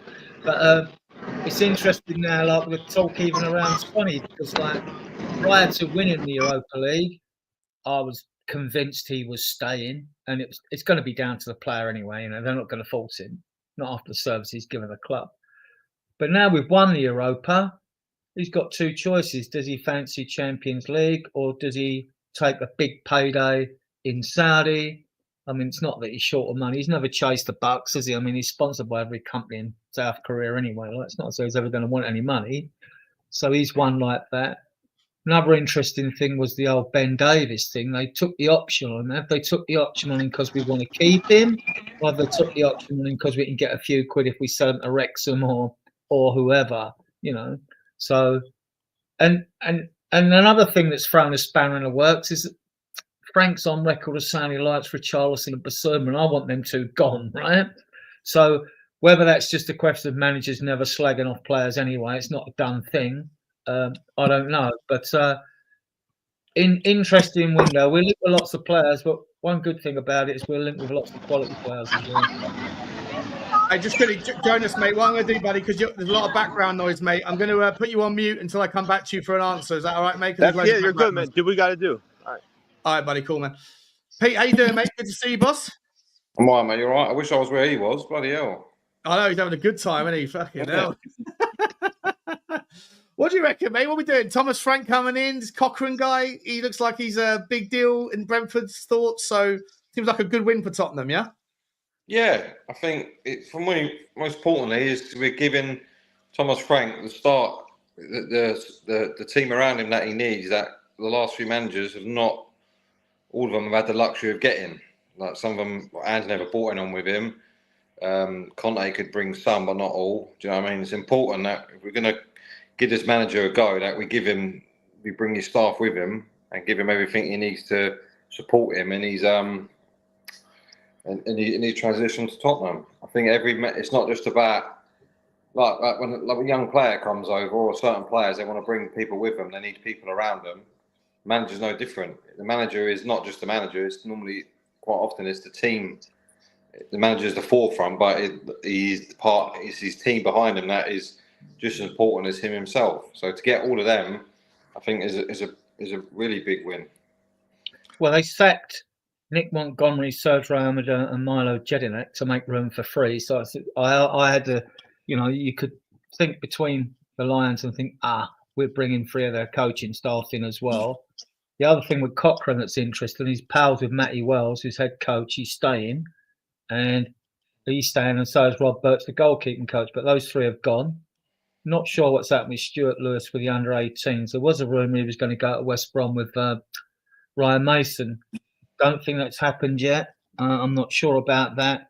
But it looks like, I think we can safely say this deal's virtually done. It's just a question whether they're going to announce it. I think it's sorted. It could be later today.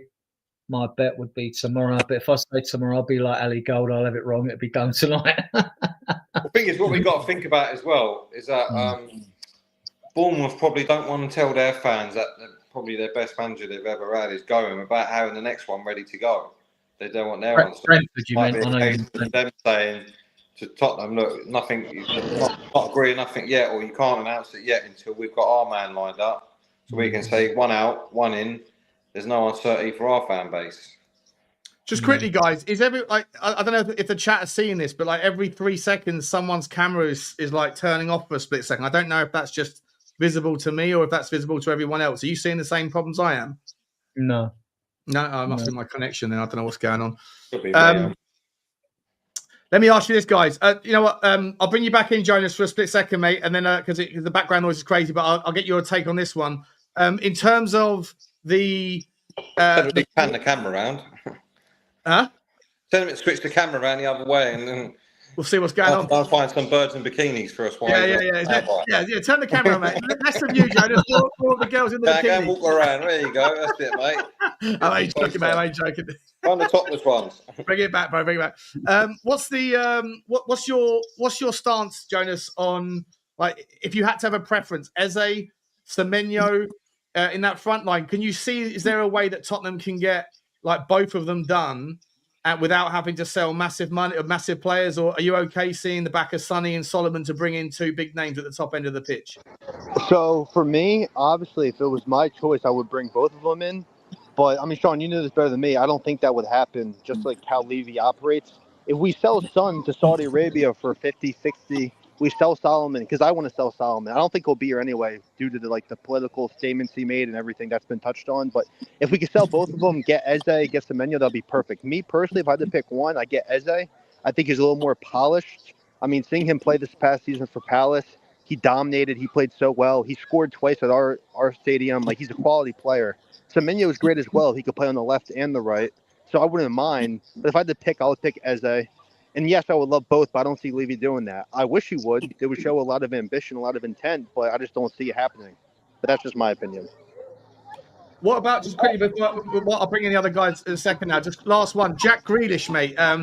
Links all day today everywhere that Jack Grealish to Tottenham is actually strongly being considered. Are you on the Jack Grealish train, or do you think he's a little bit past it? Me? No, I don't want Jack Grealish at this football club. I think he's a little, I know before he joined City, he was a little more free-flowing, whatever, but I feel like Pep just turned him into a robotic winger. Like, he just, for me, he's getting a little older. He's, I don't know, I just don't want him. I want a little younger legs, fresh legs in there, someone that could, like, take on his man, be vibrant on the wing, score goals. I don't know, I wouldn't touch him. That's just me. Fair enough, mate. I appreciate that, buddy. I'll stick you back on mute, mate, just to get rid of the background noise for a second.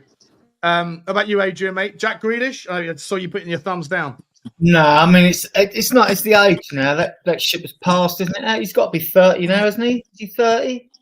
31, I think. Yeah, 31. 31? No, not when we link with Eze, who's like 20. How old's Eze? 26? 27? Eze's 26. See, and then even Semenyo or Mbeumo, I mean, we don't know. We're getting all the rumours also. Well, so I don't want Grealish. And the other room, we're also linked with half of Brentford's players. Well, that happened with Ange and the Celtic players, didn't he? And the Asian players when he came and they didn't come. We might cherry pick one of their players, but definitely not Grealish. Apparently, Grealish is 29. Fucking hell! I can't believe he's 29. I thought he was much older than that. I reckon he's lied about his age then, right? So would be the first player. Remember George Weah? Yeah. He was at least 45 when he was scoring 20 goals a season. I don't know if you go back as far as me. What about Roger Miller for Cameroon? Yeah. They didn't know because in Africa they probably have birth certificates. They don't know who they are. Like. They carbon date them out there, I think. Yeah. How old do you feel? Wow, 23 if it's going to get me a new contract, you know. Yeah. So it's quite fascinating. Look, I've got a little saying, hope is not a strategy, but I am hopeful that this window, if we're going into Champions League, and look, with the squad we got now, we could possibly squeeze 5th, and we're going to get the coefficient for 5 places, but we're not winning the Premier League with this squad as it is now. We're probably not qualifying for the Champions League. So I don't mind being in the Europa League next season because we can win it again, but for the Levy money grabbers, right? That Champions League, if you really want to challenge for it again, then go big in this window. Go big in this window. If we want top 5, go big in this window. If they can't see that, then they're totally blind, Sean. You know, we have to go big. And I want 2 of them. I want 2. I want Eze, and I'll take Mbeumo or Semenyo. I'll take either of them. We've been linked with other wingers. They're young. I'm a fan of Scott like you are. I'm a fan of Rooney Berge and all that. They're for another day. They're young. They're for another day. And there'll be plenty more wingers come onto the scene in seasons to come. So it's not a problem. What about Onion Barge as well? Sorry, go on, Paul. What about Onion Barge? Yeah, he's pretty good. He's tasty, isn't he, Onion Barge? He's tasty, that one. It's tasty. Yeah. Do you know what? I was just dialing back into the Y Scout today. I was dialing up my numbers, the filters, and guess who popped up at the top of my list? Once again, Scott Olsen, mate. He's still doing it. This boy is still doing it. He was doing well in Belgium. I think did he get a loan to France or was it Italy? He went to he's in Germany now, isn't he? Right, and he went back, and then it didn't work out. But you don't know if one of those players that goes to another club and he ends up sitting on the bench all the time. I don't know what his career was like. So he went back to Belgium. I suppose they farmed him out again. Look, I like wingers that score goals. I've been going on it for ages and months on our podcast and things like that, going back 2 seasons more. I said I don't care if we've got Ronaldo on one wing and Messi on the other wing, as long as they score goals. We're never going to win the league if we don't score. You've got to look to be scoring 100 goals. Where are we going to get 100 goals in our team? We're not, right? We score a lot of goals, but we need to score a lot more. So we're bringing in players in. You bring Eze in, you know he'll contribute with goals and assists. Good, right? You know Mbeumo, all right, he took penalties, but he can play through the centre as well. Semenyo's been good. I'm not sure what his strike rate is on Semenyo. You can look it up. If it isn't good, or if he's not a natural finisher, I'll put the videos up, but I haven't looked in all the channels, but I haven't looked at them yet. I haven't had time. So Semenyo, mate, Semenyo's shooting from the edge of the box is like top draw. I think that guy is. That's what Scott Olsen does as well, though, Sean. He shoots well from the edge of the box as well. So 100%, 100%. What about you, Pete? Are you into a little bit of Scott Olsen, mate? You like a little bit of the Dane? I got to be honest, mate. I've never seen him. I say I don't pretend to know all these players all around Europe. I won't do that. I've never known the geezer. So we don't as well, Pete. We don't get a chance to watch them all. Yeah, I wish I could, but back in the day, yeah, but not this day. Yeah, no, I don't know that player, but so I'll have to default to your knowledge on that, Sean. Yeah, fair enough, mate. Well, like I say, it's interesting. He's a guy that I was talking about 2 years ago, and then the first time I get back access to the Y Scout and start dialing up what I want to see in a winger and filtering out. You get to refresh the page, Sean. I'm sure you just left it as where you left it. maybe. No, he's still doing it, mate. He's still doing the like the take-ons. He gets to the byline. He can cut in. He's a bit like an underrated Danny Olmo to me. I think he's that sort of player, and a player that Tottenham. I mean, he's Danish. I'm surprised. I think the links will come back. I think the links will pop back this. There'll always be them sort of things if we got. Just on the young wingers, because I know you were interested in Rooney Berge as well, FC Copenhagen. Yeah, he's out of contract this season. I think. Yeah, he's out and Marseille put in a £1 million bid for him, and it might be accepted. Like £1 million. What are we doing here? We should be. I mean, you pick up players that are that cheap because it doesn't matter if you waste your money. And the other player we should bring in, actually, he's out of contract this season at the end of this month or next, is Kyle Walker-Peters. So we might as well take him, in my opinion. It's a no-brainer, as far as I'm concerned. I think that will happen. Because he would give us an extra foreign player in the quota, because now that Whiteman's gone, we're down to 14 foreign players in the 8 home, so 22 squad. Last year we only had a 23-man squad. We'll get him, because you say that. Bring him in. It means we can bring that foreign player in. Yeah. But we still might have an issue, because I think we've got 17 foreign players at the moment. We might need one more. Yeah, so we've got you either keep them and you leave some out, like we did with Dragerson was left out, and Werner was left out, and Kinsky was left out because we brought in Spence, Danso, and Tell. That was it, wasn't it? On the January, when you have to resubmit your quota for Europa League. But were you saying they're joining us? No, I was just going to say, I just had a quick question, Sean. I was going to ask you. Eze, he has, I'm pretty sure, a 60 million release clause. I know last year he was at the stadium. I know he has the same agency as a lot of our players, like CA based or whatever. Why do you think that deal's not happening? I mean, isn't that just something you just pay the fee and you get on with it? I mean, I don't know. I feel like he's been linked with us for like 2 years now. He's a top quality player. I just want to get the panel's thoughts and your thoughts. Yeah, it's because it's £68 million is the release fee, but it's got to be paid in one lump sum. So, like, basically, it's a cash thing, right? Like, basically, Palace said, like, if you want to go, you can go, but they're going to have to pay us all the money up front, and no one's going to do that. So, so it's not installments. Yeah. There's no. Okay. I also think it's because until you get Frank in and have a chat with him about players, you want to know what you're doing. And it's not a question of why don't we do deals quick, because the myth of that, how comes other clubs do deals in 2 or 3 days? Really? I mean, Man United activated Kuna's clause on the 1st of June. They've only signed him now on the 12th, 11 days later. So when the clubs do clubs quickly like that, it's because they've been in talks and agreed things a long time before, weeks before. It doesn't happen like that. Deals are just too complicated now. And then you get separate contracts for merchandising. Go on, Sean. I think what you've got to remember is we're coming to we come to the end of June, so that's an important accounting date for whether you take the money this accounting year or the next accounting year. So you may see some of that where some just wait, so that spending goes into next year rather than the year they're currently in. Is that right, Sean? I think that's when a lot of the contracts are signed to the end of June. I think. Yeah, so the transfers as well. The financial reports have to be done by the end of April because it's a tax year, isn't it? No, it's different for business. No, so yeah, you have to obviously get your financial reports in, but in terms of getting your accounts into your UEFA, it's weird because the Premier League reports have to be in by June the 30th. Yeah, and then they get analysed and audited by the end of the year. But so that's a July 1st to June 31st system. But UEFA runs 1st of January to end of December. So sometimes you can get like two different sets of reports that are if you're in Europe and also obviously in the Premier League, then one set of accounts can look a little bit different to the other for depending on the competition you're in, and obviously the PSR rules are different. I would be surprised if we do see some deals getting held up just to be rolled over into the next year, whether the buying club wants that or the selling club or whatever. Do you know what I mean? Depends where they are. There is. That's a good point, mate. There's usually a bit of a raft of deals that come in the first week of July because of for that reason, mate. I think you're spot on there. We hear them done, and it's like, where's the announcement? And then bang, as soon as that.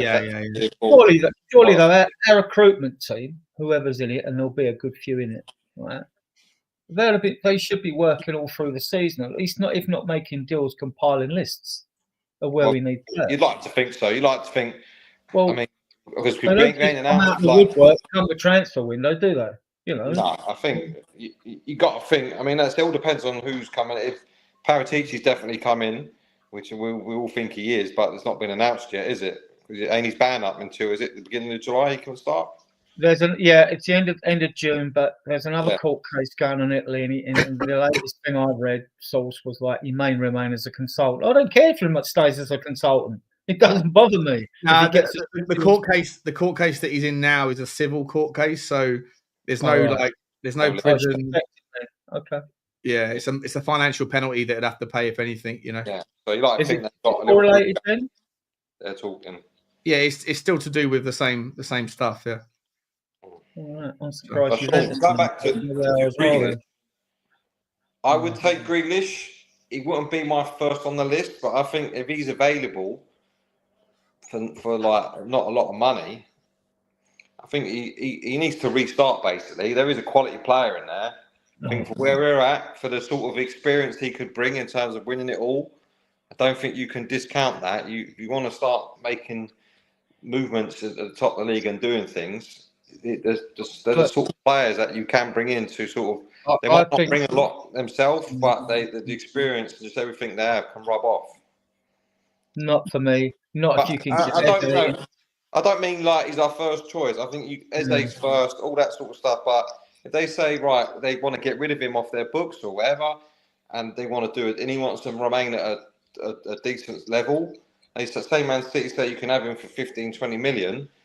Yeah. All day long, because I think if you can get the player that went to Man City, you're on to a winner. He just needs to knuckle down and start again. I'd rather take Tell for 15, 20 million keep him and bring Eze in, because he gives you something on the left, and we've got so much on the left in this squad. We got so much on the left hand side. I mean, this is why if you could get Eze in and Mbeumo or Semenyo, that would do me. And if you've got a Paulinho in from Bayern as your cam, I think that would be a brilliant window. And then you can bring Kyle Walker-Peters in. I don't think you're getting Mbeumo and Eze. Forget about Mbeumo. Mbeumo's going to United. Forget about him. Even a Semenyo, I can't see you getting all both. I think you're going to get one. Well, Semenyo wants Champions League football, and apparently Levy's has talks with in talks. The only reason why I think Semenyo might happen before rather than Eze is because of the terms to get Eze's contract to buy him out. Jonas, what's your take on Jared Branthwaite? In fact, before Jared Branthwaite, what's his name? Gary Becks has just put a comment in here. Hayden Hackney would be the perfect addition to our midfield. Is Hayden? Are you familiar with Hayden Hackney, Jonas, mate? He's he plays for Middlesbrough. He plays in the in the championship at the moment. But No, he's I'm not. probably- I'm not familiar with that player, Sean. I'm not that caught up and keen with the championship level players. But on Jared Branthwaite, I think he's a quality center back. I think he's good aerially in the air. He wins a lot of headers. He's strong. He's a big, strong defender. He's tall. I would, as a Romero replacement, I wouldn't mind him. Honestly, I would take him. I think he's a good player, and we could maybe send Richie the other way because I think Richie's awful. I think he needs to go, but. Yeah, I think he's a quality center back. He's young, too. I think he's like 22 or maybe 23. So if Romero were to go, which I don't want to happen, I would gladly take Jared Branthwaite from Everton, 100%. How about you boys? Jared Branthwaite? For that money? No. All right, he's two-footed, right? That's why he goes play on the left. For that money, if you don't get him, you could still go for Ndicka or Nkapi for that sort of money. I don't know if Leverkusen would part after losing Jonathan Tah, though, because they got Taps over as well. Yeah, I mean, yeah, I would take Branthwaite, but there's a few I would take actually in that position, and I think one of them, even Heung-min Son, Bayern don't want him no more. He's done well. He's done well there. He's awful. He's prone. Dislike or something, but he's good on the ball. He's a monster in the air. I mean, go and watch him. I mean, like, he is a good footballer. I've watched him. He was good on Napoli, but all the Bayern fans, they want him gone. Him and Dyer were awful. He's made a lot of mistakes. Me personally, I would rather take Branthwaite. He's younger. I think he has more potential. I think as He's individual, proven, right? If Heung-min Son can do it in the Serie A, but can't do it in the step up to the Bundesliga, which is a slightly more pacey game, and he's not really that well received in Germany to the point where Eric fucking Dyer was keeping him out of the team. Then I feel like there's a lesson there, right? There's a lesson there. Maybe he's just a horses for courses player, you know? I agree. Well, he looks good, but then again, Dragerson might turn out to be a star under a Frank, playing a bit deeper. So, and Ganso, I'm glad we paid the 21 mil for him because I just like the player. To me, he hasn't put a foot wrong when he played for us. What about Morgan Gibbs White? Links out today that Morgan Gibbs White is like Man City have walked away from Gibbs White, and that Forest are trying to keep him. They're going to ask for something around the 60 mil mark. Like, I just think Morgan Gibbs White is a cracking player, but he doesn't have the versatility. You can't play him off the right or the left. Yeah. And if you've already got Maddison and Decky, that they might be injured right now, but I don't think we ain't got the money for a Gibbs White, and the fact that he can't play off the other side is, to me, a limitation. I think that's spot on, Sean, because his versatility, like you said, he's not really on the wings, and we already have positions. We have Berghvall and Kulusevski in the 8, Maddison with Frank. He'll be utilized greatly as a 10. I don't think it's worth to splash all that money for Gibbs White. Like you said, it comes down to versatility, and the price is just too high for me. So I would look elsewhere. I think that's honestly a great point that you brought up. Thank you very much. much. Want someone with more bite, don't you? You want someone with more bite. We need someone with bite in that midfield. Oh, I think Gibbs White's got the bite, mate. I love his. I think he's got that kind of side to him where he's feisty, he believes in himself. I think he's a top draw player. If we were going to sell Maddison and/or Decky, I'd be more than happy to bring him in as a specialist in the 10 because I think he's a top draw player. But it's like you've already got Decky that's become more central. You've already got Maddison. Yes, they're both injured right now. But if you want to go after Eze can play off the left and he can play in the 10.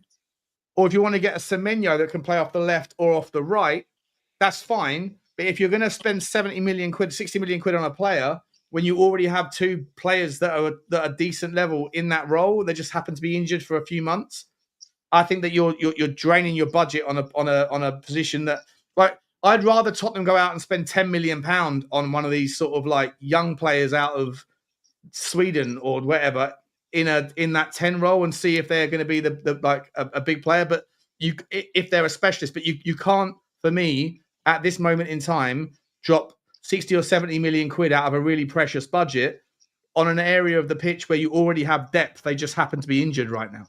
No, I agree. I think you're spending that sort of money. Whoever that in has to then take a place in the starting 11 and push someone out, and he won't do that. I don't think he's like a little pit bull, isn't he? He's just and he just gets in through everything by knitting grit. He's not necessarily like a Maddison where he's going to put put his head up and then play a cute pass. He's just a sort of smash and grab in and out. You know what I mean? He's a bit like Vardy in that sort of respect, like just that little bitty player. You need, and I agree, you need that. He's an horrible see you next Tuesday. You need someone. I really like him. Yeah, I think he's quality. Yeah, he's good for that. But for 60 million, it's like I think for where we need surgery, I don't think that's where you put it. I agree, because he's not going to start above what we've got. So for 60, I'm all right for adding to the squad and having a good quality squad. But when the budget we're going to have, whatever that is, it ain't going to stretch that far where you can start dropping 60 million on squad players. Well, we should have. I mean, it's the question if Frank really does like Bissouma or Richarlison, because I want both of them gone. And if you're going to bring someone in midfield, Bissouma's got to go. He's first. If someone else goes, I like Bentancur, then it'd probably be Bentancur that'd have to go. Yeah, but it's not like for like, is it? No, it's not. Bentancur. No, I'm not saying like. I mean, I still don't think Gibbs White is that aggressive. I mean, how many fouls and free kicks are actually given away in a game?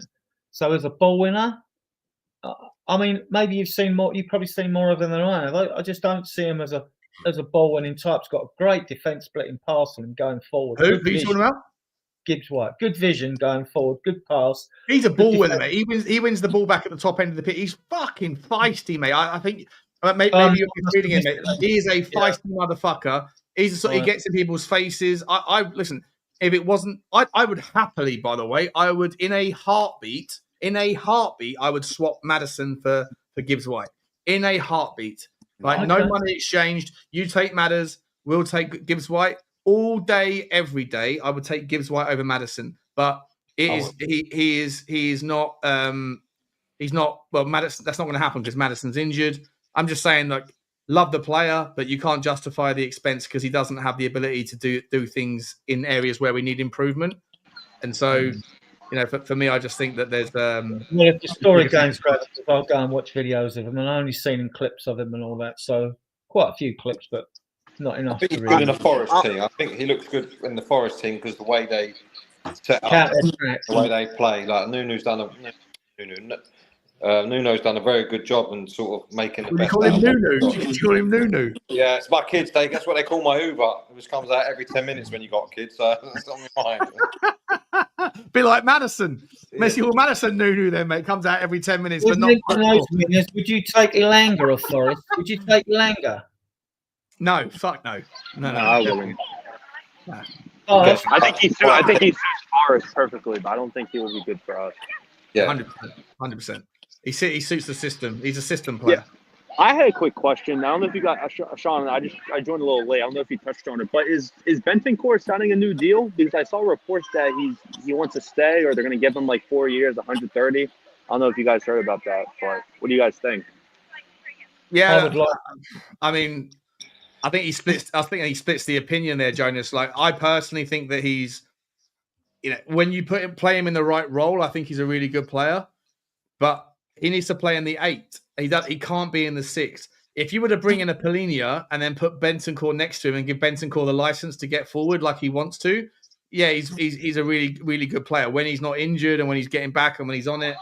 But too many times, I think that he's asked to play in a position in the Ange Postecoglou system that doesn't suit him, and I think he gets exposed. I think a lot of Tottenham fans think he does a really good job, but if you're paying attention to what the role of a 6 is, and then when you're not watching it on TV, if you go to a game and you watch it, you watch how close he gets or how close he stays to the danger man when we have the ball at the top end of the pitch, and then we give it away, he's nowhere near where he should be in the rest defense, and that's problematic for me. So if you put him in the right role, put him in the right place, he's a good player.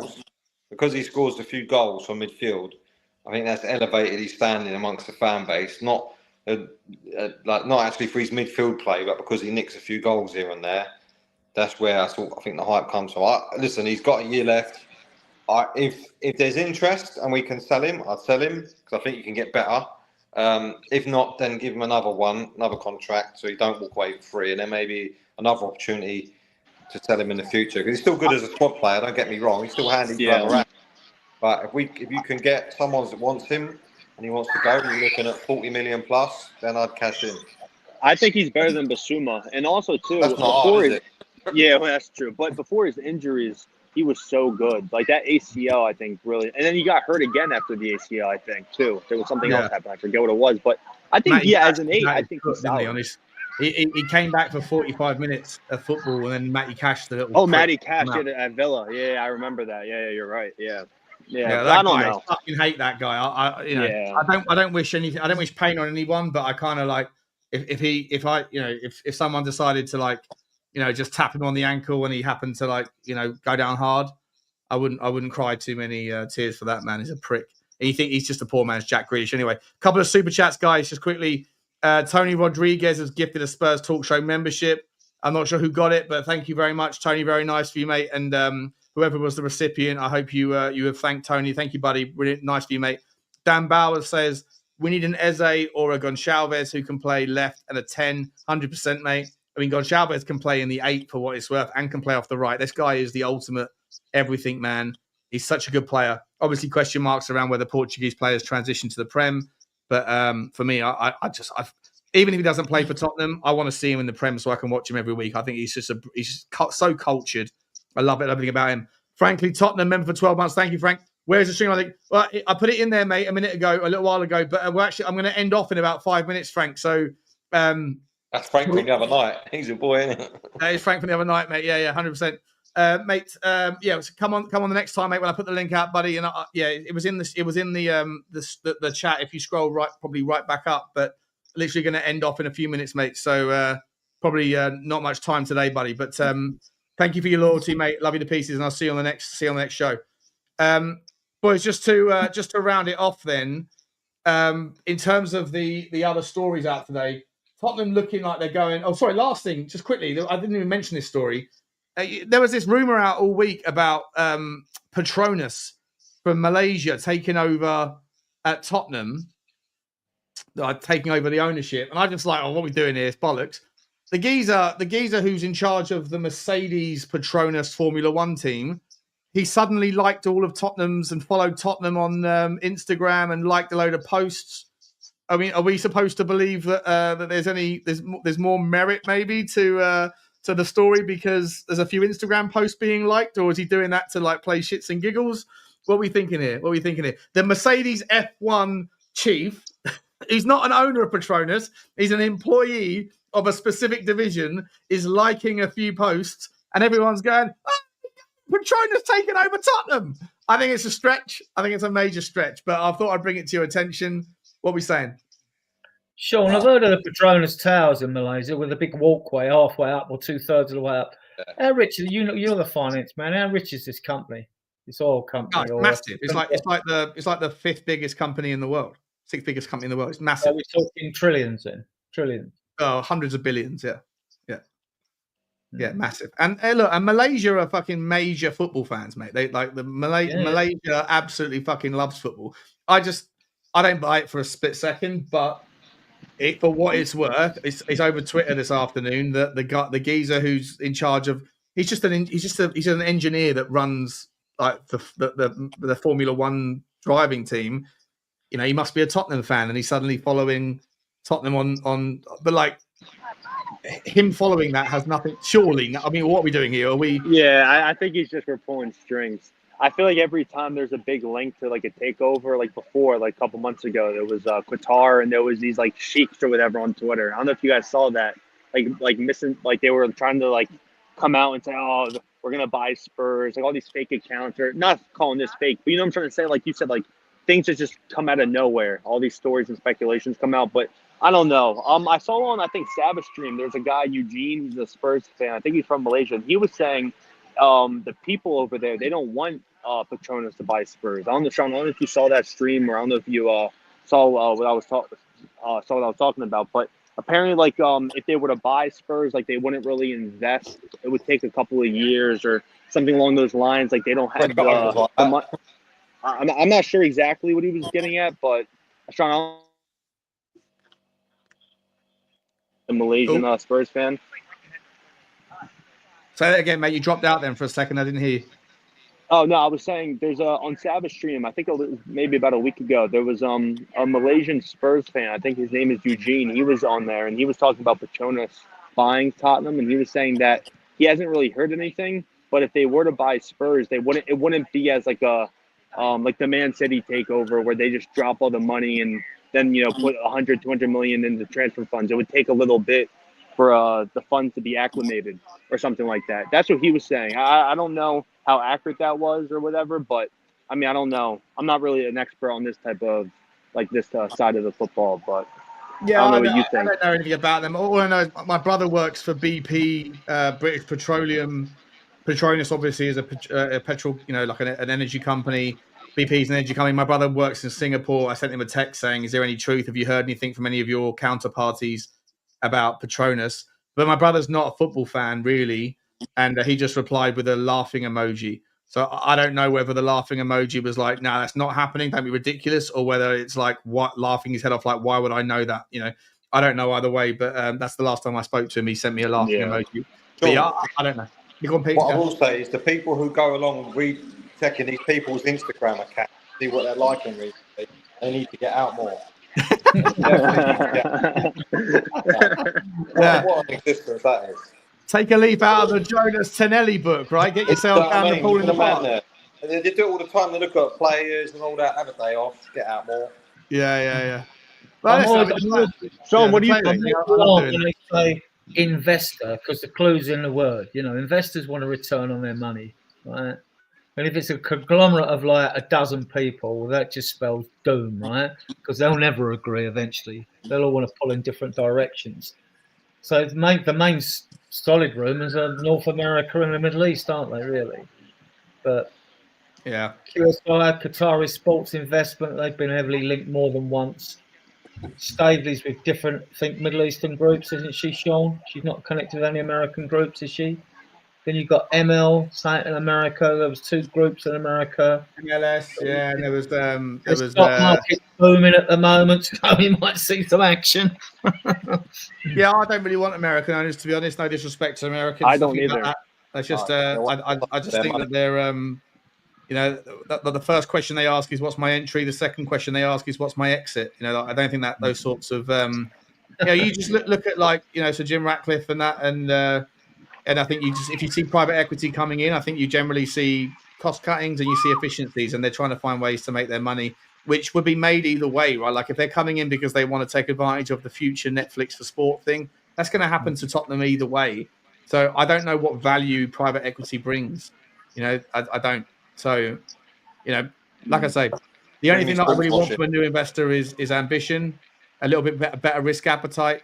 And, at this stage, when there's going to be no more tightening of the loopholes or the rules, that seems to be like a dead duck, then the way that you probably fancy the best effort for Tottenham is to go towards people that have got a different relationship with money.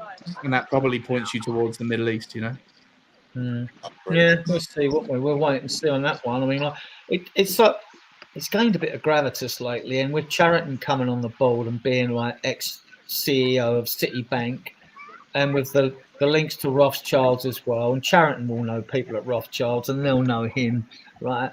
So I don't know. Charrington's come on. I mean, like pals with Joe Lewis and the niece Vivian as well.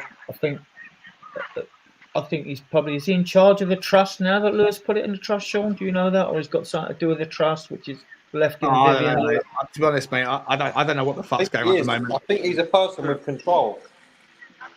And if he's come on, I mean, if McCullum left, it's these moves. They might mean nothing, but nothing happens to Spurs without a PR disaster exercise or a reason, right? So Donna Cullen wanted to retire last year. She stayed on for a year. I think Levy wanted her to stay on for a year. I think maybe he'd come under increasing pressure from Enoch. And now she's gone. She hasn't been sacked. She was always going. And Charrington comes on, who's an Enoch man, isn't he, Sean? He is an Enoch man, let's be fair. He's part of the lawyers out in the Palmers, right? Yeah. So, Lewis. Yes, with Lewis. So that, and then you've got Collicott on the board, and you've got Turner, and probably Vinay Venkatesham will be on the board as CAO, whether he's paid as a CAO, so he might be. I don't know. He's going to obviously attend all meetings. I don't think they've got any unpaid non-executive directors now. I think the last one left. Do you know what, Adrian, mate, I'll cut you there, mate. Sorry, guys. I can't hear a word you guys are saying because from my side, every like half a second, your cameras are all spinning. I hope it's not been interrupting the stream for the people watching, but I literally can't hear a word anyone's saying because every split second the sentences are cut off. So it's probably a good time to end it. We're going for 2 hours and 10. I'll be back this evening, guys. I'm probably going to do a stream about 10 o'clock or 9 o'clock something. So we'll go through whatever's happened if there is an announcement since then. But I want to say a massive thank you to everyone. Pete, thanks for coming on, mate. Adrian, thanks for coming on. Jonas, mate, love you, man. Enjoy your day, buddy. Enjoy your day. Yeah. Thank you, Sean, for putting the link in. It was nice chatting again. Yeah, no worries, mate. Gym Laundry and Tan, buddy. Gym Laundry. Yep. I'm gonna get on it for sure. What was that guy called? It was called the something. The DJ Pauly D. No, yeah, there was a guy in Jersey Shore called. Is it called The Business or the Excuse or the Expression? The Situation. The Situation. That was it. The Situation. Yeah. Wait, Sean, where did you stay in Jersey when you lived here? I was in Jersey City, mate. Yeah, I jumped across on the train every day. Yeah, yeah. I love Jersey, you lived man. around the whole world? You lived around the whole world? Is that what I'm hearing? Australia, Jersey? Yeah, I lived in Portugal, Thailand, Jersey, New York, Texas, and Sydney and Melbourne. So I've lived in quite a few places, man. Yeah, been a traveller. Not allowed to go back to any of them. No, yeah, I'm banned from the lot, mate. Banned from the lot. Yeah, only England, and England have to have me. They have to have me back because I got the passport. So fuck you, England. Treatment, mate. Do you like America? Did you like America when you were here? Yeah, it was good. Yeah, it's good time, mate. It's good time. I love the energy in the East Coast. People that are just like hungry fighters. They want to. And it's a competitive world, and it brings out like a spiciness, you know. But I want to come out to the UK. I want to go to a game, but it's just such a hassle. I feel like you have to sign up for what is this? Like you have to sign up as a member or whatever. I really want to go with me and my buddy to a game, but we'll see. Hopefully, I can get it sorted. Don't worry about that, man. Just get to know us more, mate. Come on the stream more, and I'll be able to find you a couple of tickets for the next season if you want to come over. That'll be great. Yeah, I really appreciate that. Yep, hopefully. Thank you, Sean, for having me on, man. Thanks, man. Don't forget to put the cream on, buddy. I don't want to get you. Don't want to see you sunburn. All right, you stay out of trouble now. All right, you guys take it easy. Have a good day, see you, buddy. Take care. Guys, we're gonna leave it there. We will. Thanks, Adrian. Love to see you, mate. Thanks, Petey boy. And we'll see you later on. Hopefully tonight, guys. If not, if I don't think anything's worth talking about, then I'll see you tomorrow morning with Bugsy with a fully charged camera, and we'll go again. Like, subscribe, and comment. And as always, bye bye. See you later, boys.